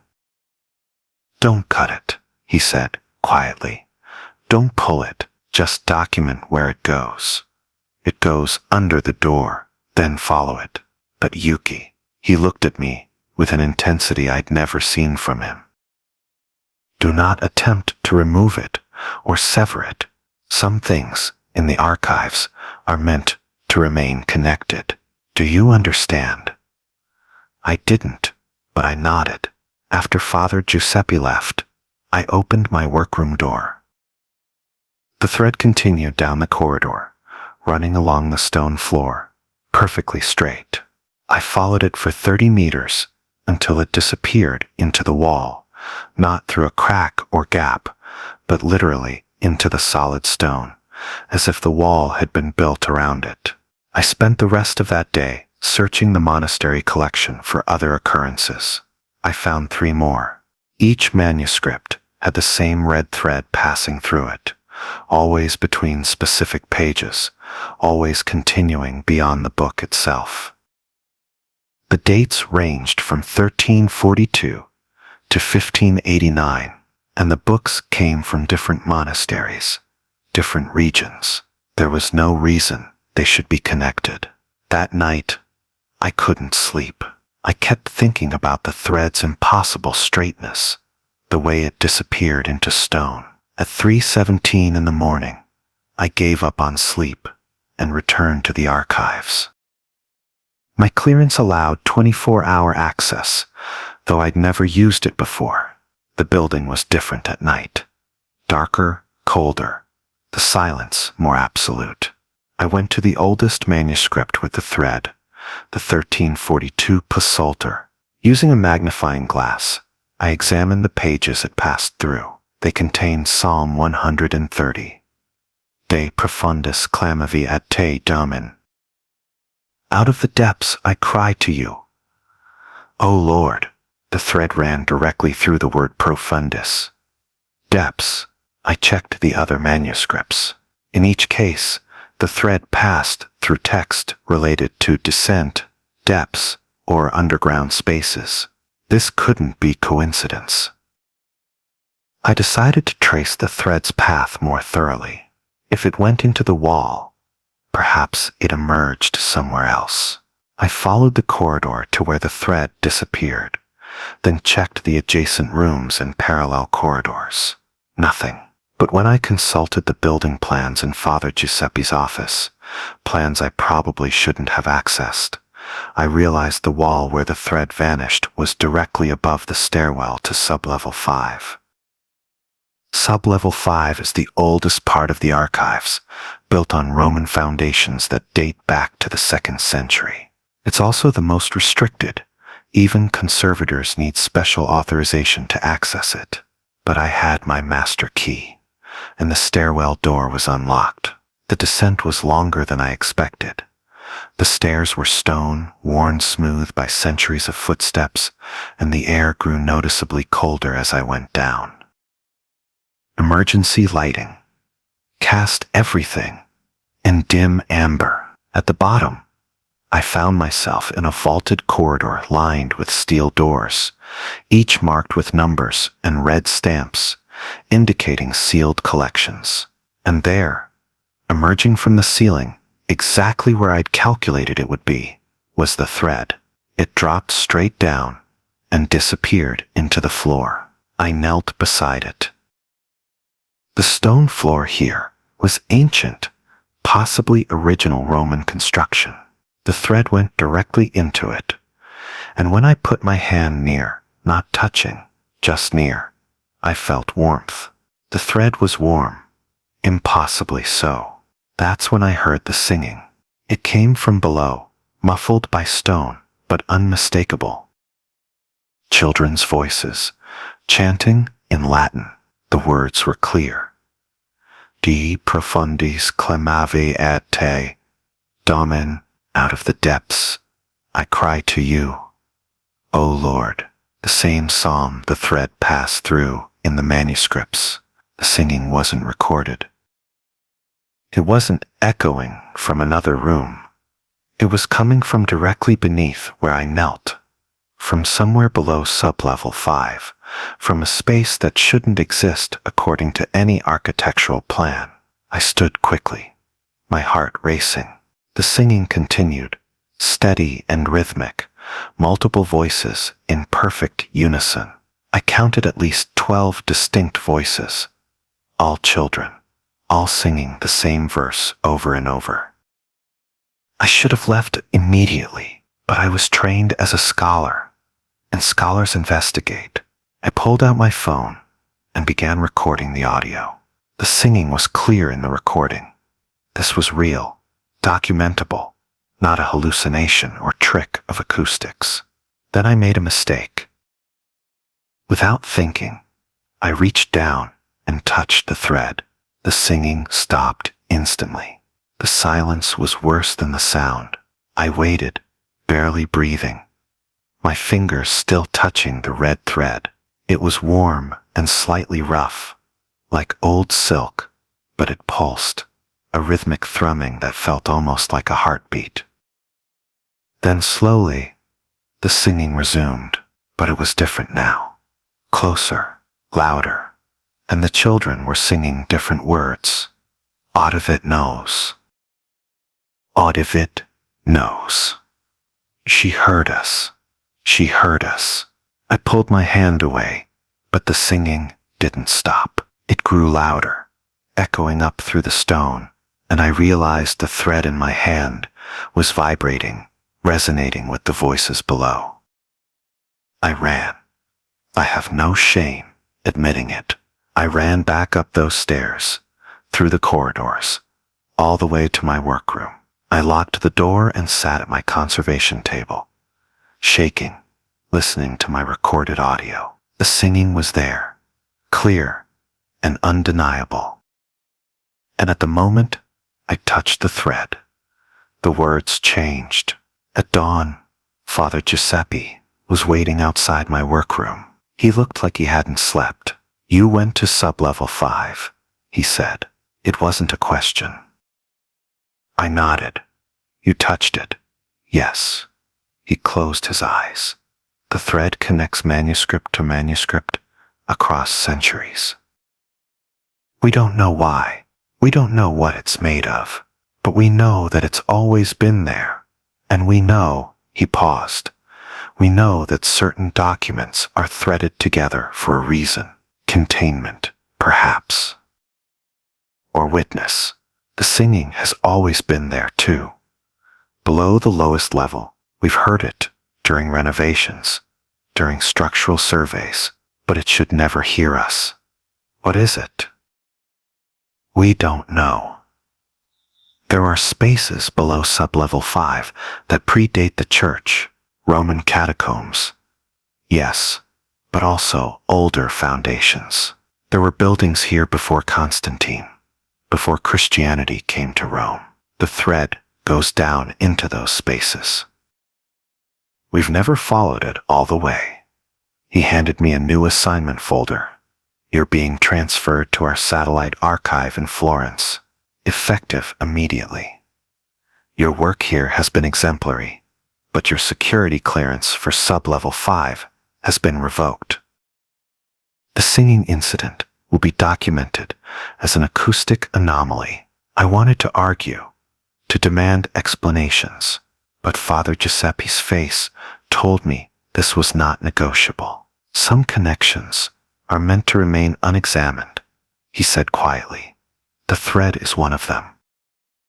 Whatever it connects, whatever lies at its source, the church decided centuries ago that it should remain undisturbed." I left Rome 3 days later. I've worked in Florence for 6 months now, cataloging Renaissance correspondence, nowhere near manuscript conservation. It's good work, important work, safe work. But sometimes, at 3:17 in the morning, I wake with the certainty that I'm still connected to that thread, that by touching it, I became part of whatever network it represents. And I wonder about those other manuscripts I never checked.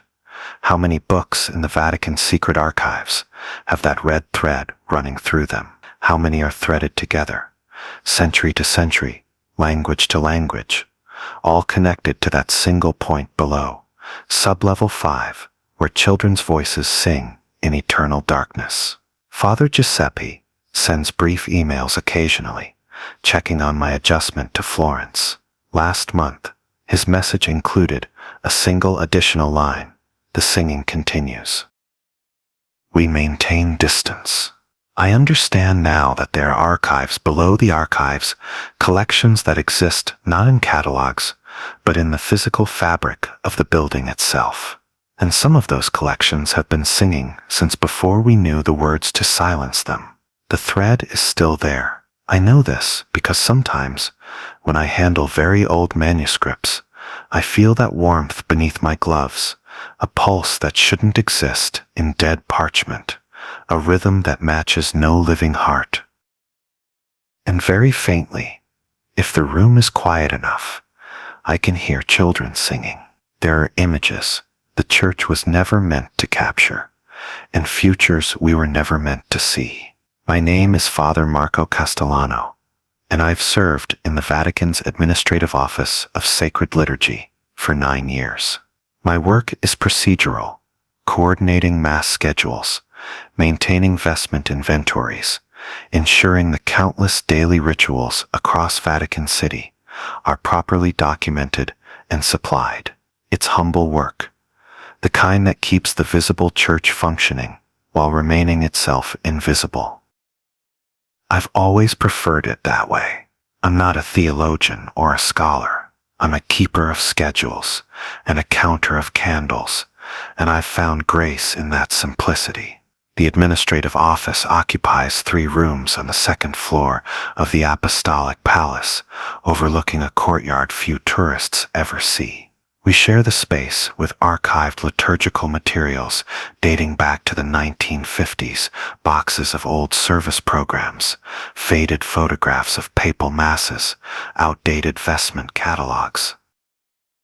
Most of it should have been digitized years ago, but funding goes to more pressing concerns. So the boxes accumulate, and occasionally I'm tasked with sorting through them when space is needed. Last month, in a box labeled Photographic Materials, 1978 to 1983, I found an old Nikon camera. It was in good condition, well maintained, with half a roll of film still inside. The frame counter showed 18 exposures remaining out of 36. Someone had used it for documentation purposes, and then forgotten it. I brought the camera to Father Tommaso, our office director. He's 67, methodical, with the patient demeanor of someone who spent decades managing ecclesiastical bureaucracy. Probably liturgical documentation, he said, turning the camera over in his hands. We used to photograph significant masses for the archives before everything went digital. Finish the roll and develop it. There might be historical images worth preserving. It seemed simple enough. I kept the camera on my desk and occasionally took photographs during my rounds. A newly restored altar cloth, a visiting bishop's delegation, the morning light through the chapel windows, mundane documentation. By Thursday afternoon, I'd finished the roll. The Vatican still maintains a darkroom in the basement of the Apostolic Archive, used primarily by restoration specialists who document their work. I developed film there before, years ago during seminary. The process is meditative. The darkness, the chemical smell, the slow revelation of images emerging from blank paper. I found comfort in it. I went down Thursday evening, after Vespers. The dark room was empty, as expected. I set up the development tanks, mixed the chemicals, and began the familiar procedure. The film took 20 minutes to develop and fix. Then I hung it to dry and examined the negatives with a loupe. The first 18 frames were exactly what I expected, images from the late 1970s, judging by the vestments and hairstyles. Various priests at various altars. All standard documentation. Then came my images. The altar cloth, the delegation, the chapel light. The final frame was different. It showed the interior of a church I didn't recognize at first. Early morning light, judging by the quality. Several priests stood near the altar in white chasubles, daily mass vestments, and in the background, slightly out of focus, but clearly visible, stood another priest in a purple stole. The priest was me. I know my own face, my own posture. The image was unmistakable. But I'd never been to that church, and I didn't own a purple stole. Purple is reserved for specific sacraments, confession, and, more significantly, the anointing of the sick, last rites. I made a contact sheet of all 36 frames, then made an 8x10 enlargement of the final image. Under closer examination, I could identify the location, Santa Maria in Traspontina, a church about 3 blocks from Vatican City. I'd attended Mass there occasionally, but had never served in any official capacity. The photograph showed me standing near the back of the church, holding something in my hands, a small case, probably containing the holy oils for anointing. My expression was solemn, focused. I was looking toward the altar, waiting, but I'd never taken such a photograph. I'd never been photographed in that position, in those vestments, in that church. I brought the print back to my office and compared it to my documentation images. The frame counter was clear. This was exposure 36, the last image I'd taken. I'd photographed the chapel windows that afternoon, the light creating patterns on the marble floor. That should have been the final frame. Yet here was this other image, this impossible image. I didn't sleep well that night. At 3:17 in the morning, I woke with the photograph vivid in my mind. I got up and retrieved my liturgical calendar, checking the next day's schedule. Friday morning Mass at Santa Maria in Traspontina was at 7:30, celebrated by Father Giuseppe Marini, a retired priest who lived near the church. I told myself I wouldn't go. The photograph was a processing error, an accidental double exposure, some technical anomaly I didn't understand. Film can be unpredictable. Chemicals can create strange artifacts. There were rational explanations. But at 6:45 Friday morning, I found myself walking toward Santa Maria in Traspontina. The church was quiet when I arrived. Just a few elderly parishioners in the pews. Father Giuseppe was preparing the altar, moving with the slow care of advanced age. I took a seat in the back and waited, though I didn't know what I was waiting for. Mass began normally.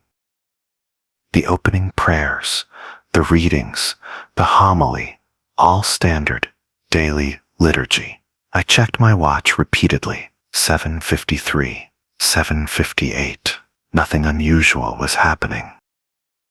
I began to feel foolish for coming. Then, at 8:04, Father Giuseppe stumbled slightly while returning to the altar after communion. It was subtle, just a momentary loss of balance. He caught himself on the altar rail and continued, but I saw the pallor of his face, the way his hand went briefly to his chest. He completed the closing prayers, but as the final blessing was given, he swayed. One of the altar servers rushed forward. Father Giuseppe whispered something to him, and the young man's eyes went wide. The server looked out at the small congregation. "Is there a priest here?" Father Giuseppe needs. He paused, uncertain of the protocol. "He's requesting the anointing." The parishioners looked at each other, confused. Then slowly, some of them turned to look at me. I was wearing my clerical collar. I was clearly a priest. I stood without thinking, without deciding. My body knew what to do, even as my mind struggled to comprehend. "I'll call for medical assistance," I said. But first, I stopped. I'd come with nothing. No oils, no ritual book, no purple stole. I couldn't administer the sacrament, even if required. The sacristy door opened, and the sacristan emerged, an elderly woman I'd never met. She was carrying a small wooden case and a purple stole. "Father Giuseppe keeps these prepared," she said quietly, handing them to me, just in case. I took them. The stole felt heavy in my hands, heavier than fabric should feel. I approached Father Giuseppe, who had been helped to a chair near the altar. His breathing was labored but steady. He looked up at me with clear eyes. "I don't know you," he said softly, "but I was told you'd be here." "Told by whom?" He smiled faintly. "This morning, during my prayers, I was told that when the time came, a priest I didn't know would be present, that he would be wearing the stole." He paused. "That he would understand." I placed the purple stole around my neck, and as I did, I became aware of where I was standing.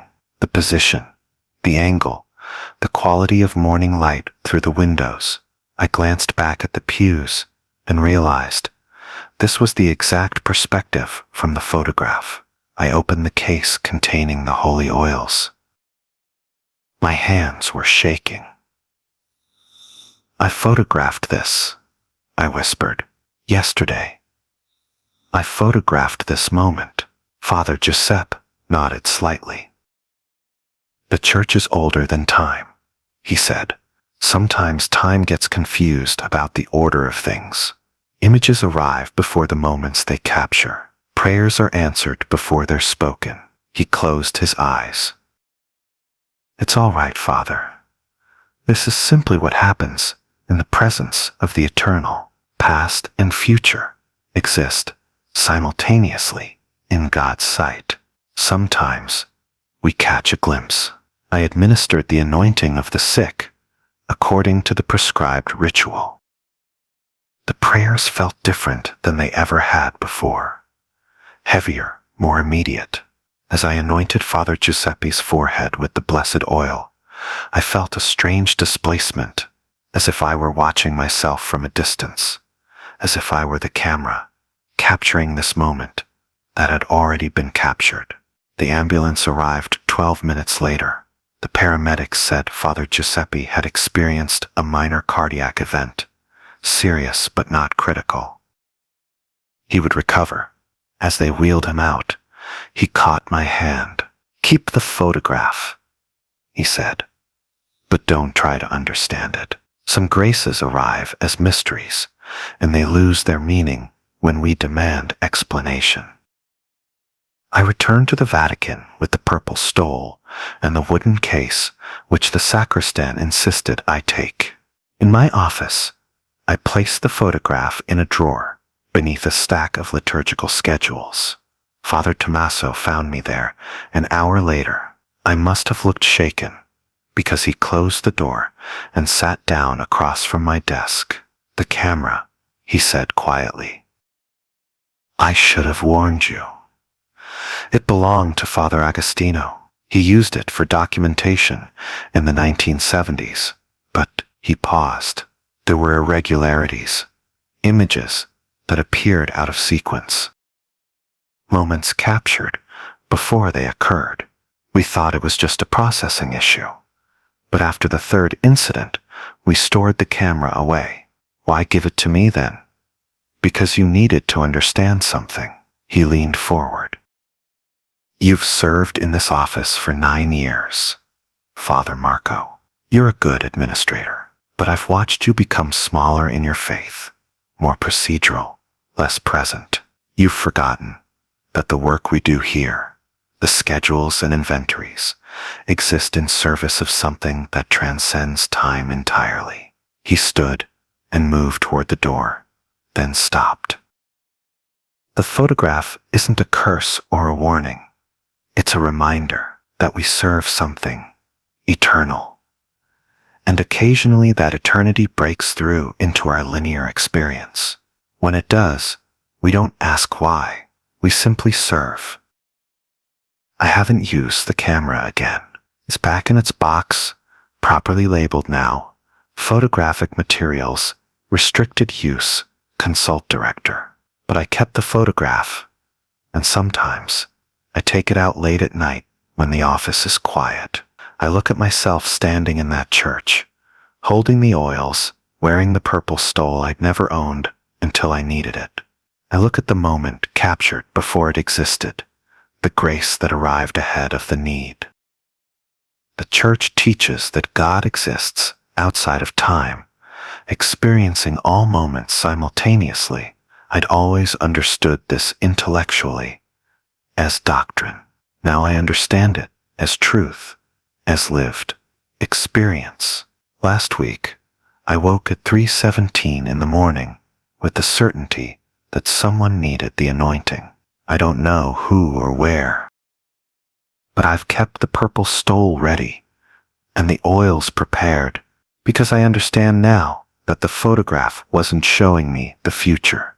It was showing me what I'd already chosen in a moment that exists eternally in God's sight.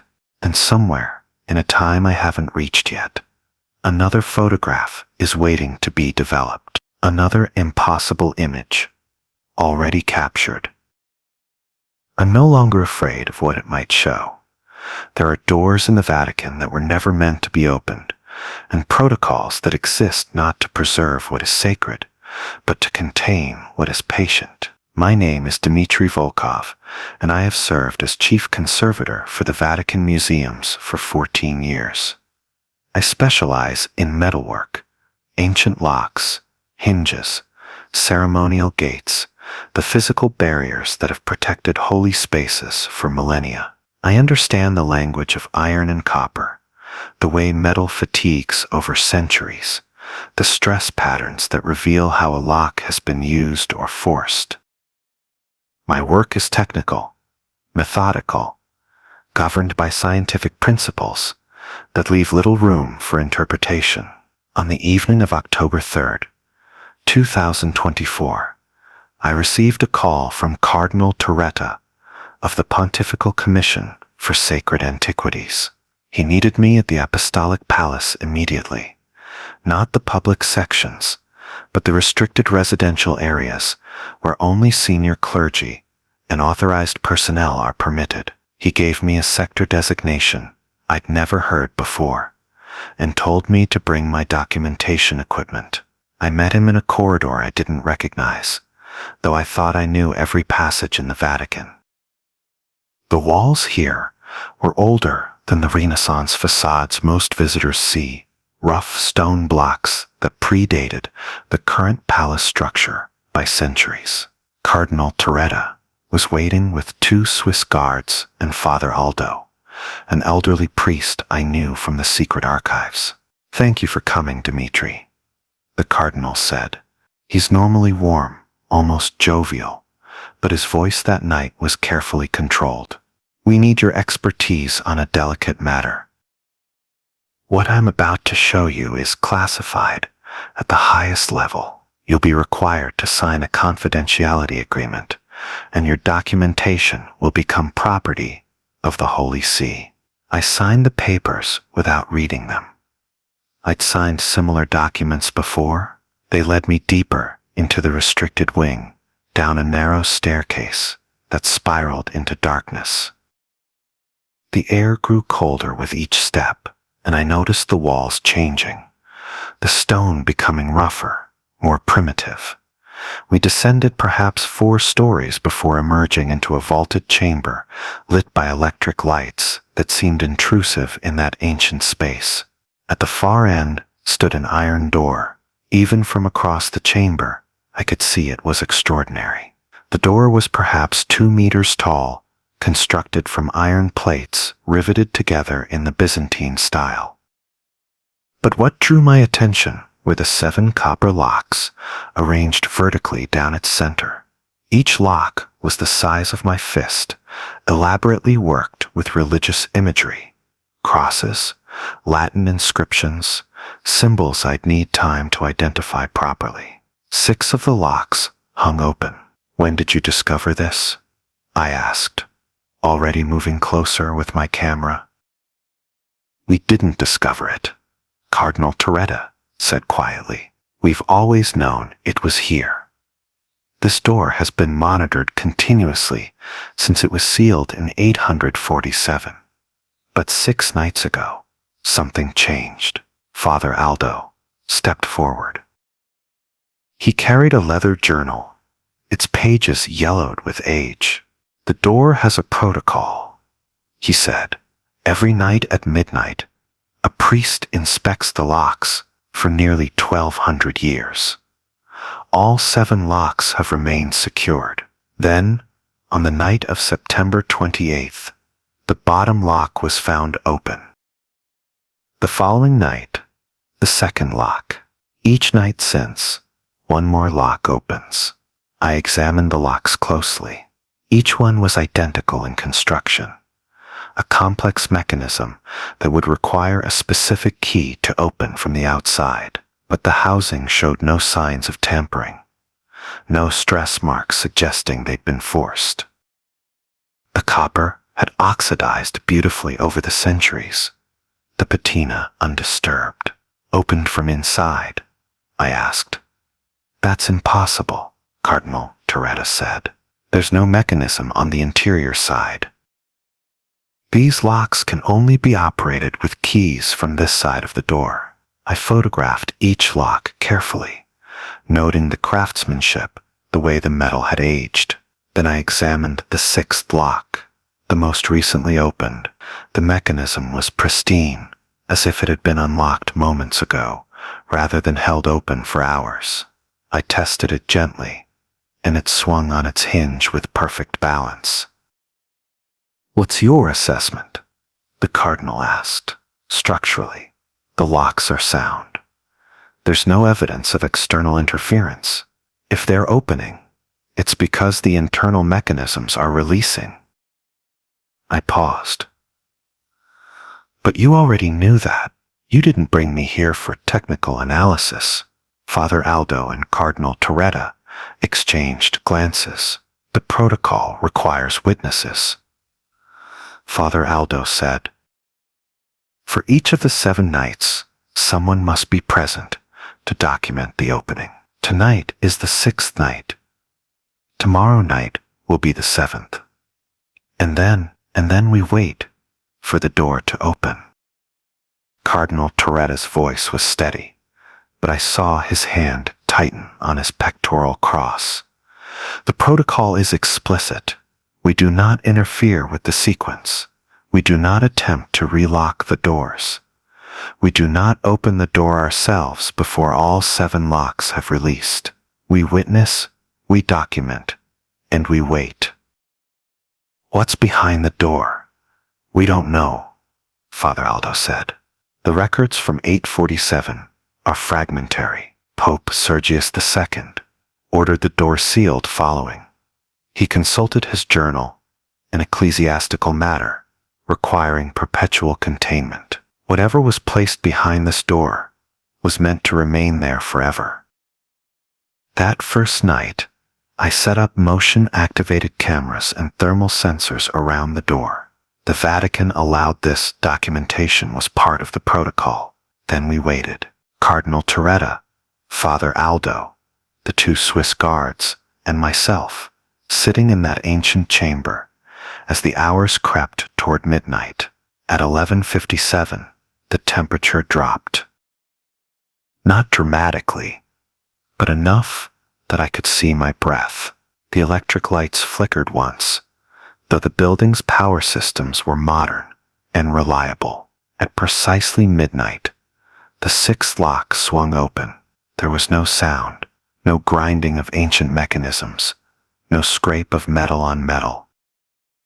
The lock simply released, as if an invisible hand had turned a key from the inside. My cameras captured the moment, one frame showing the lock closed, the next showing it open, with no transition between states. In the silence that followed, I heard something from beyond the door. Not a voice, exactly, but a sound like breathing, deep and slow, the rhythm of something very large or very patient. Father Aldo made the sign of the cross and began writing in his journal. Cardinal Toretta was already on his phone, speaking in rapid Latin to someone I assumed was more senior still. I stood close to the door, listening. The breathing continued, steady and calm.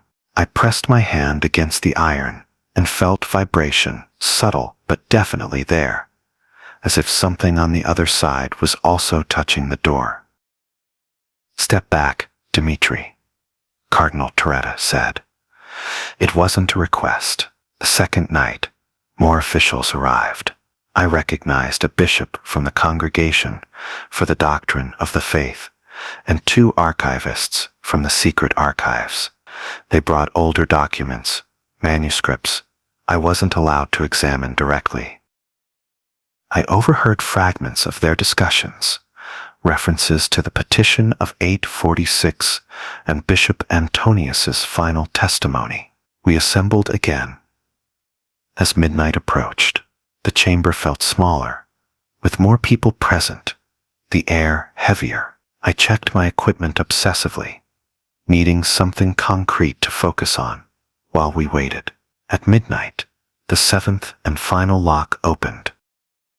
The sound of breathing from beyond the door grew louder, not threatening, but present in a way that couldn't be ignored.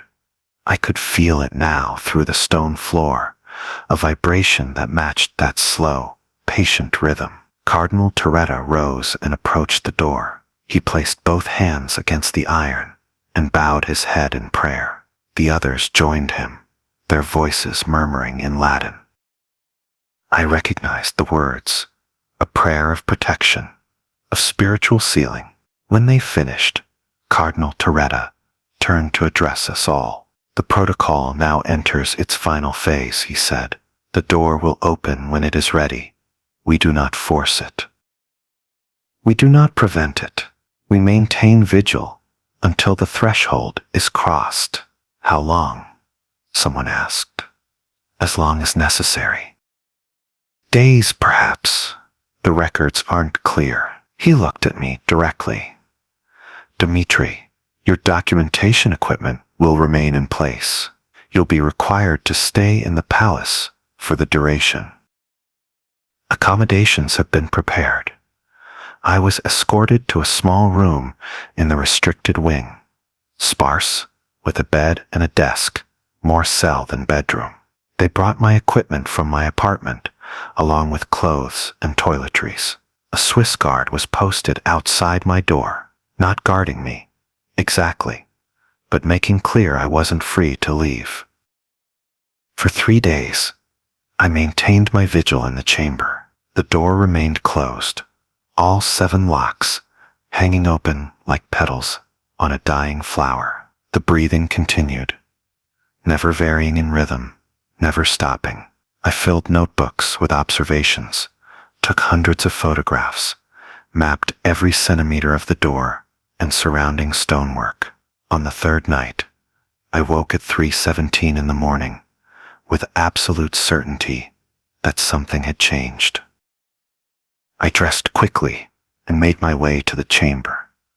The Swiss guard let me pass without question, as if he'd been expecting me. The door stood open, not wide, but perhaps 30 centimeters, enough to reveal darkness beyond, thick and absolute. The breathing had stopped. The chamber was silent, except for my own heartbeat. Cardinal Toretta and Father Aldo were already there, along with a dozen priests I didn't recognize. They stood in a semicircle before the door, hands joined, praying in voices so low I could barely hear them. I approached slowly, my camera raised. Through the opening, I could see nothing. Not stone walls, not corridor, just darkness that seemed to absorb the chamber's light rather than reflect it. Then something moved in that darkness. Not emerging, not approaching, but shifting position, and I understood whatever had been sealed behind the door for 12 centuries had not been imprisoned. It had been waiting for the patience to be rewarded, for the locks to release one by one in their proper order, for the appointed time to arrive. The door swung wider. The prayers grew louder, more urgent. Several priests stepped forward, forming a line between the door and the rest of us.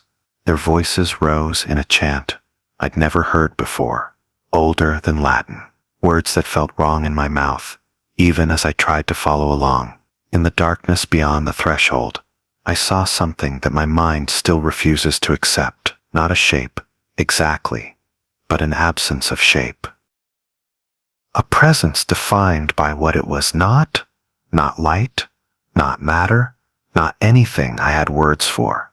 It existed in the space between being and unbeing, and looking at it felt like looking at something that was looking back with attention that had been accumulating for 12 centuries. Father Aldo stepped forward alone. He carried something small in his hands. I couldn't see what.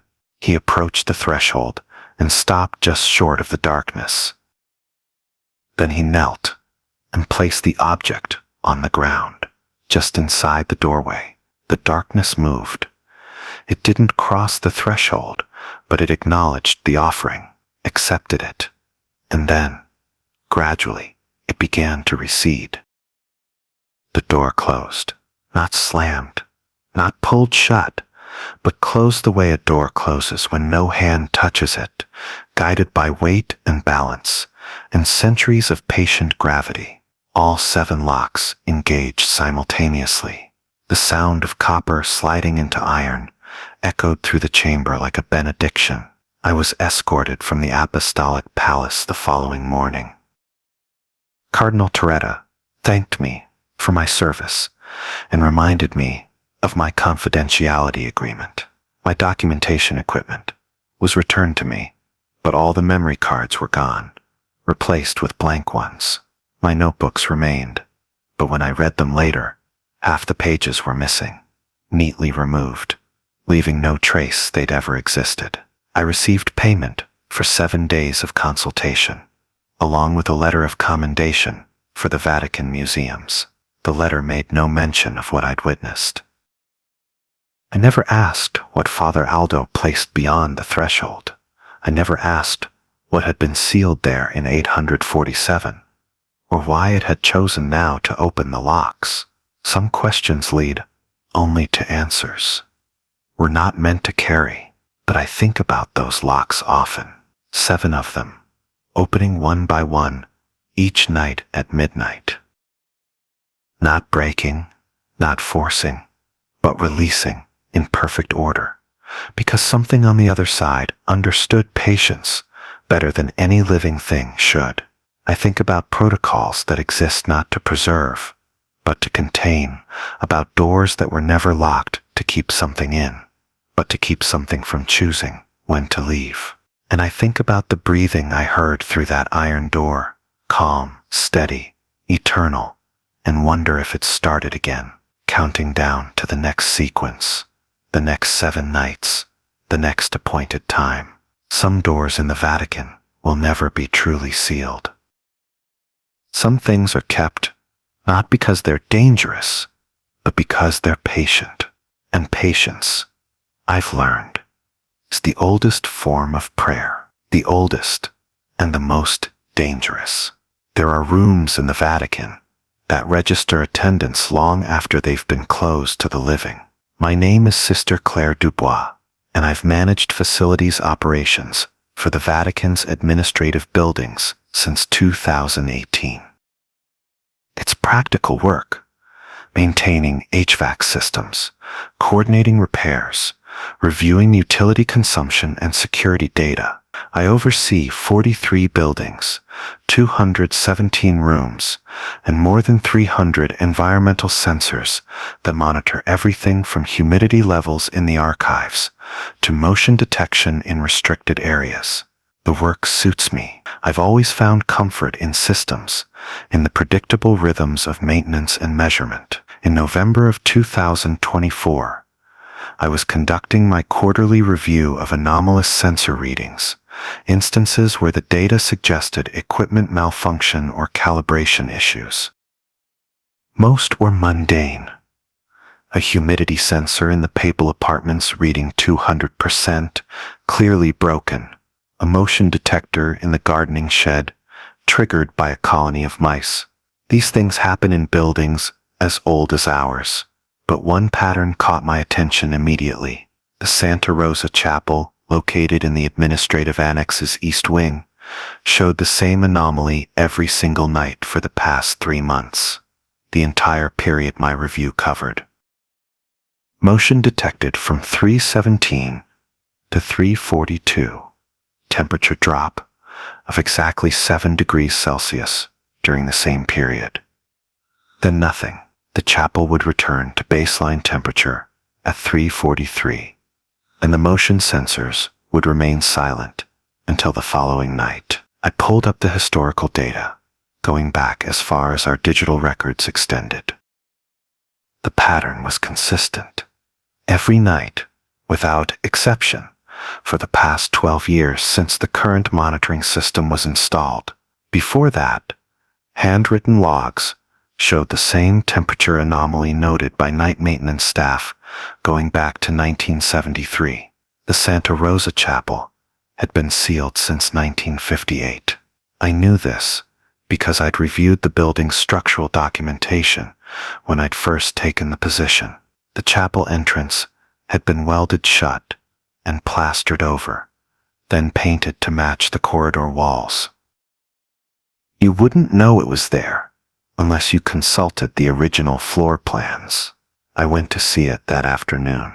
The east wing was quiet, used mostly for storage now. I found the location easily enough. A section of wall that didn't quite match the rest, slightly different paint texture, newer plaster. I placed my palm against it and felt nothing unusual. Just a wall. I returned to my office and began searching for documentation on why the chapel had been sealed. Structural concerns were the usual reason: weakened floors, water damage, asbestos, but I found nothing in the facility's archives. No work orders, no engineering assessments, no explanation at all. That evening, I mentioned it to Father Pietro during our weekly operations meeting. He's the administrative director, responsible for coordinating between facilities management and the Curia. He's 61, methodical, and in 15 years of service, I'd never seen him become visibly uncomfortable. Until I mentioned Santa Rosa. The sensor data is clearly malfunctioning, he said without looking at the reports I'd brought. Replace the equipment. Father, the pattern is too consistent for malfunction, and the temperature drop is confirmed by 3 separate sensors. Replace them. His tone was final. All of them. Document it as routine maintenance, but the historical records show Sister Claire. He met my eyes then, and I saw something I hadn't expected. Some monitoring is performed not to detect problems, but to confirm that certain situations remain stable. The sensors in Santa Rosa are functioning correctly. They're reporting exactly what they should report. He stood, gathering his papers. Replace the equipment as scheduled. Make no changes to the monitoring protocols. And don't go near that corridor between 3 and 4 in the morning. I should have left it alone. Father Pietro had effectively told me the situation was known and managed, but I couldn't stop thinking about it. 25 minutes of motion and cold every single night in a chapel that had been sealed for 66 years. Motion sensors don't malfunction that consistently. Temperature doesn't drop by exactly 7 degrees through random equipment failure. Someone or something was in that chapel every night, maintaining a schedule more reliable than any human attendance I'd ever documented. I began reviewing older records, going back to the paper archives stored in the administrative basement. I found the facility's logs from 1958, the year the chapel was sealed. The entries were routine until June 17th. Then there was a gap. No logs for 3 weeks. When they resumed in July, there was a single notation in red ink: Santa Rosa Chapel, sealed by order of Cardinal Secretary. No entry. Monitoring protocols established.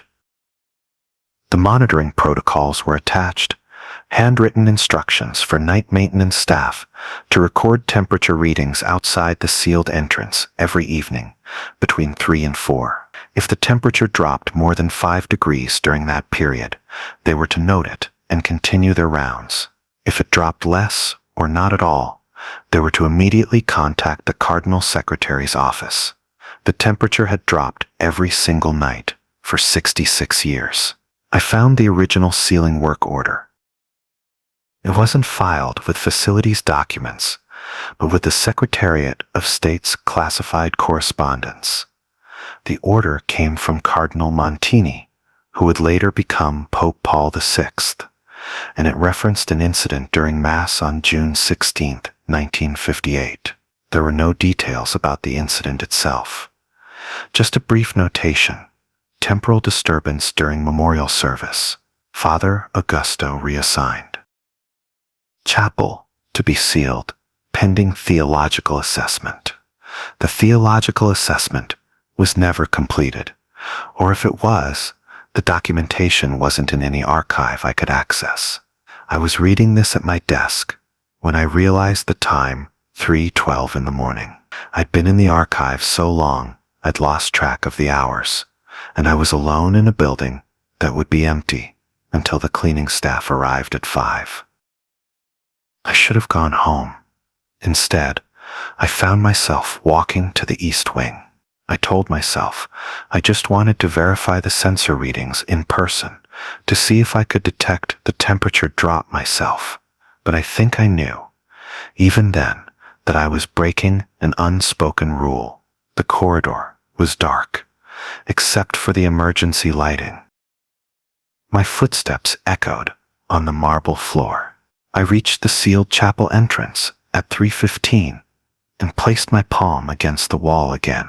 Cold, not just cool, but genuinely cold, as if I'd touched winter stone. I pulled out my phone and opened the facility's monitoring app. The temperature sensors showed the drop beginning 21 degrees, 20, 19. The motion detector activated. Occupied. I pressed my ear to the wall. At first, nothing. Then, so faint I almost convinced myself I was imagining it. I heard singing. Not voices, exactly. More like the memory of voices, as if the wall itself was recalling a sound it had absorbed decades ago. Latin. The cadence was familiar. The traditional Mass, the old form that had been standard before Vatican II. The Kyrie. The Gloria. The consecration. A complete Mass, performed in exactly 25 minutes. I checked my phone. 3:17. The same time, the sensors had been detecting motion for 66 years. The same time, I'd unconsciously woken for the past 3 nights, though I hadn't connected it until that moment. The temperature continued to drop. 18 degrees. 17. My breath fogged in the air. The singing grew slightly louder, and I could distinguish individual voices now. A congregation, perhaps 20 or 30 people, and one voice leading them, clear and resonant. A priest conducting the service with practiced precision. Father Augusto, I thought, the priest who'd been reassigned in 1958, whose name appeared nowhere in Vatican records after that date. The Mass continued through the liturgy of the Eucharist. I recognized each prayer, each response. I'd attended hundreds of Masses in my life, but this felt different, not sacred, or not only sacred. There was something rigid about it, mechanical. A Mass performed not in worship, but in obligation, in repetition. The temperature reached 14 degrees. The motion sensors showed continuous movement, not random, but patterned, processional. As if the congregation was following the ritual movements, standing, kneeling, standing again. I realized I was crying, not from fear, though I was afraid, from something else. The overwhelming sadness of a prayer that couldn't end, a service that had been trapped in these walls for 6 decades, repeating every night at the same time, forever attending a Mass that would never conclude. At 3:38, the priest's voice rose in the final blessing. Tight. Missa estimated, the congregation responded, Deo gratias, and then, silence. The temperature began to rise immediately. 15 degrees, 16, 17.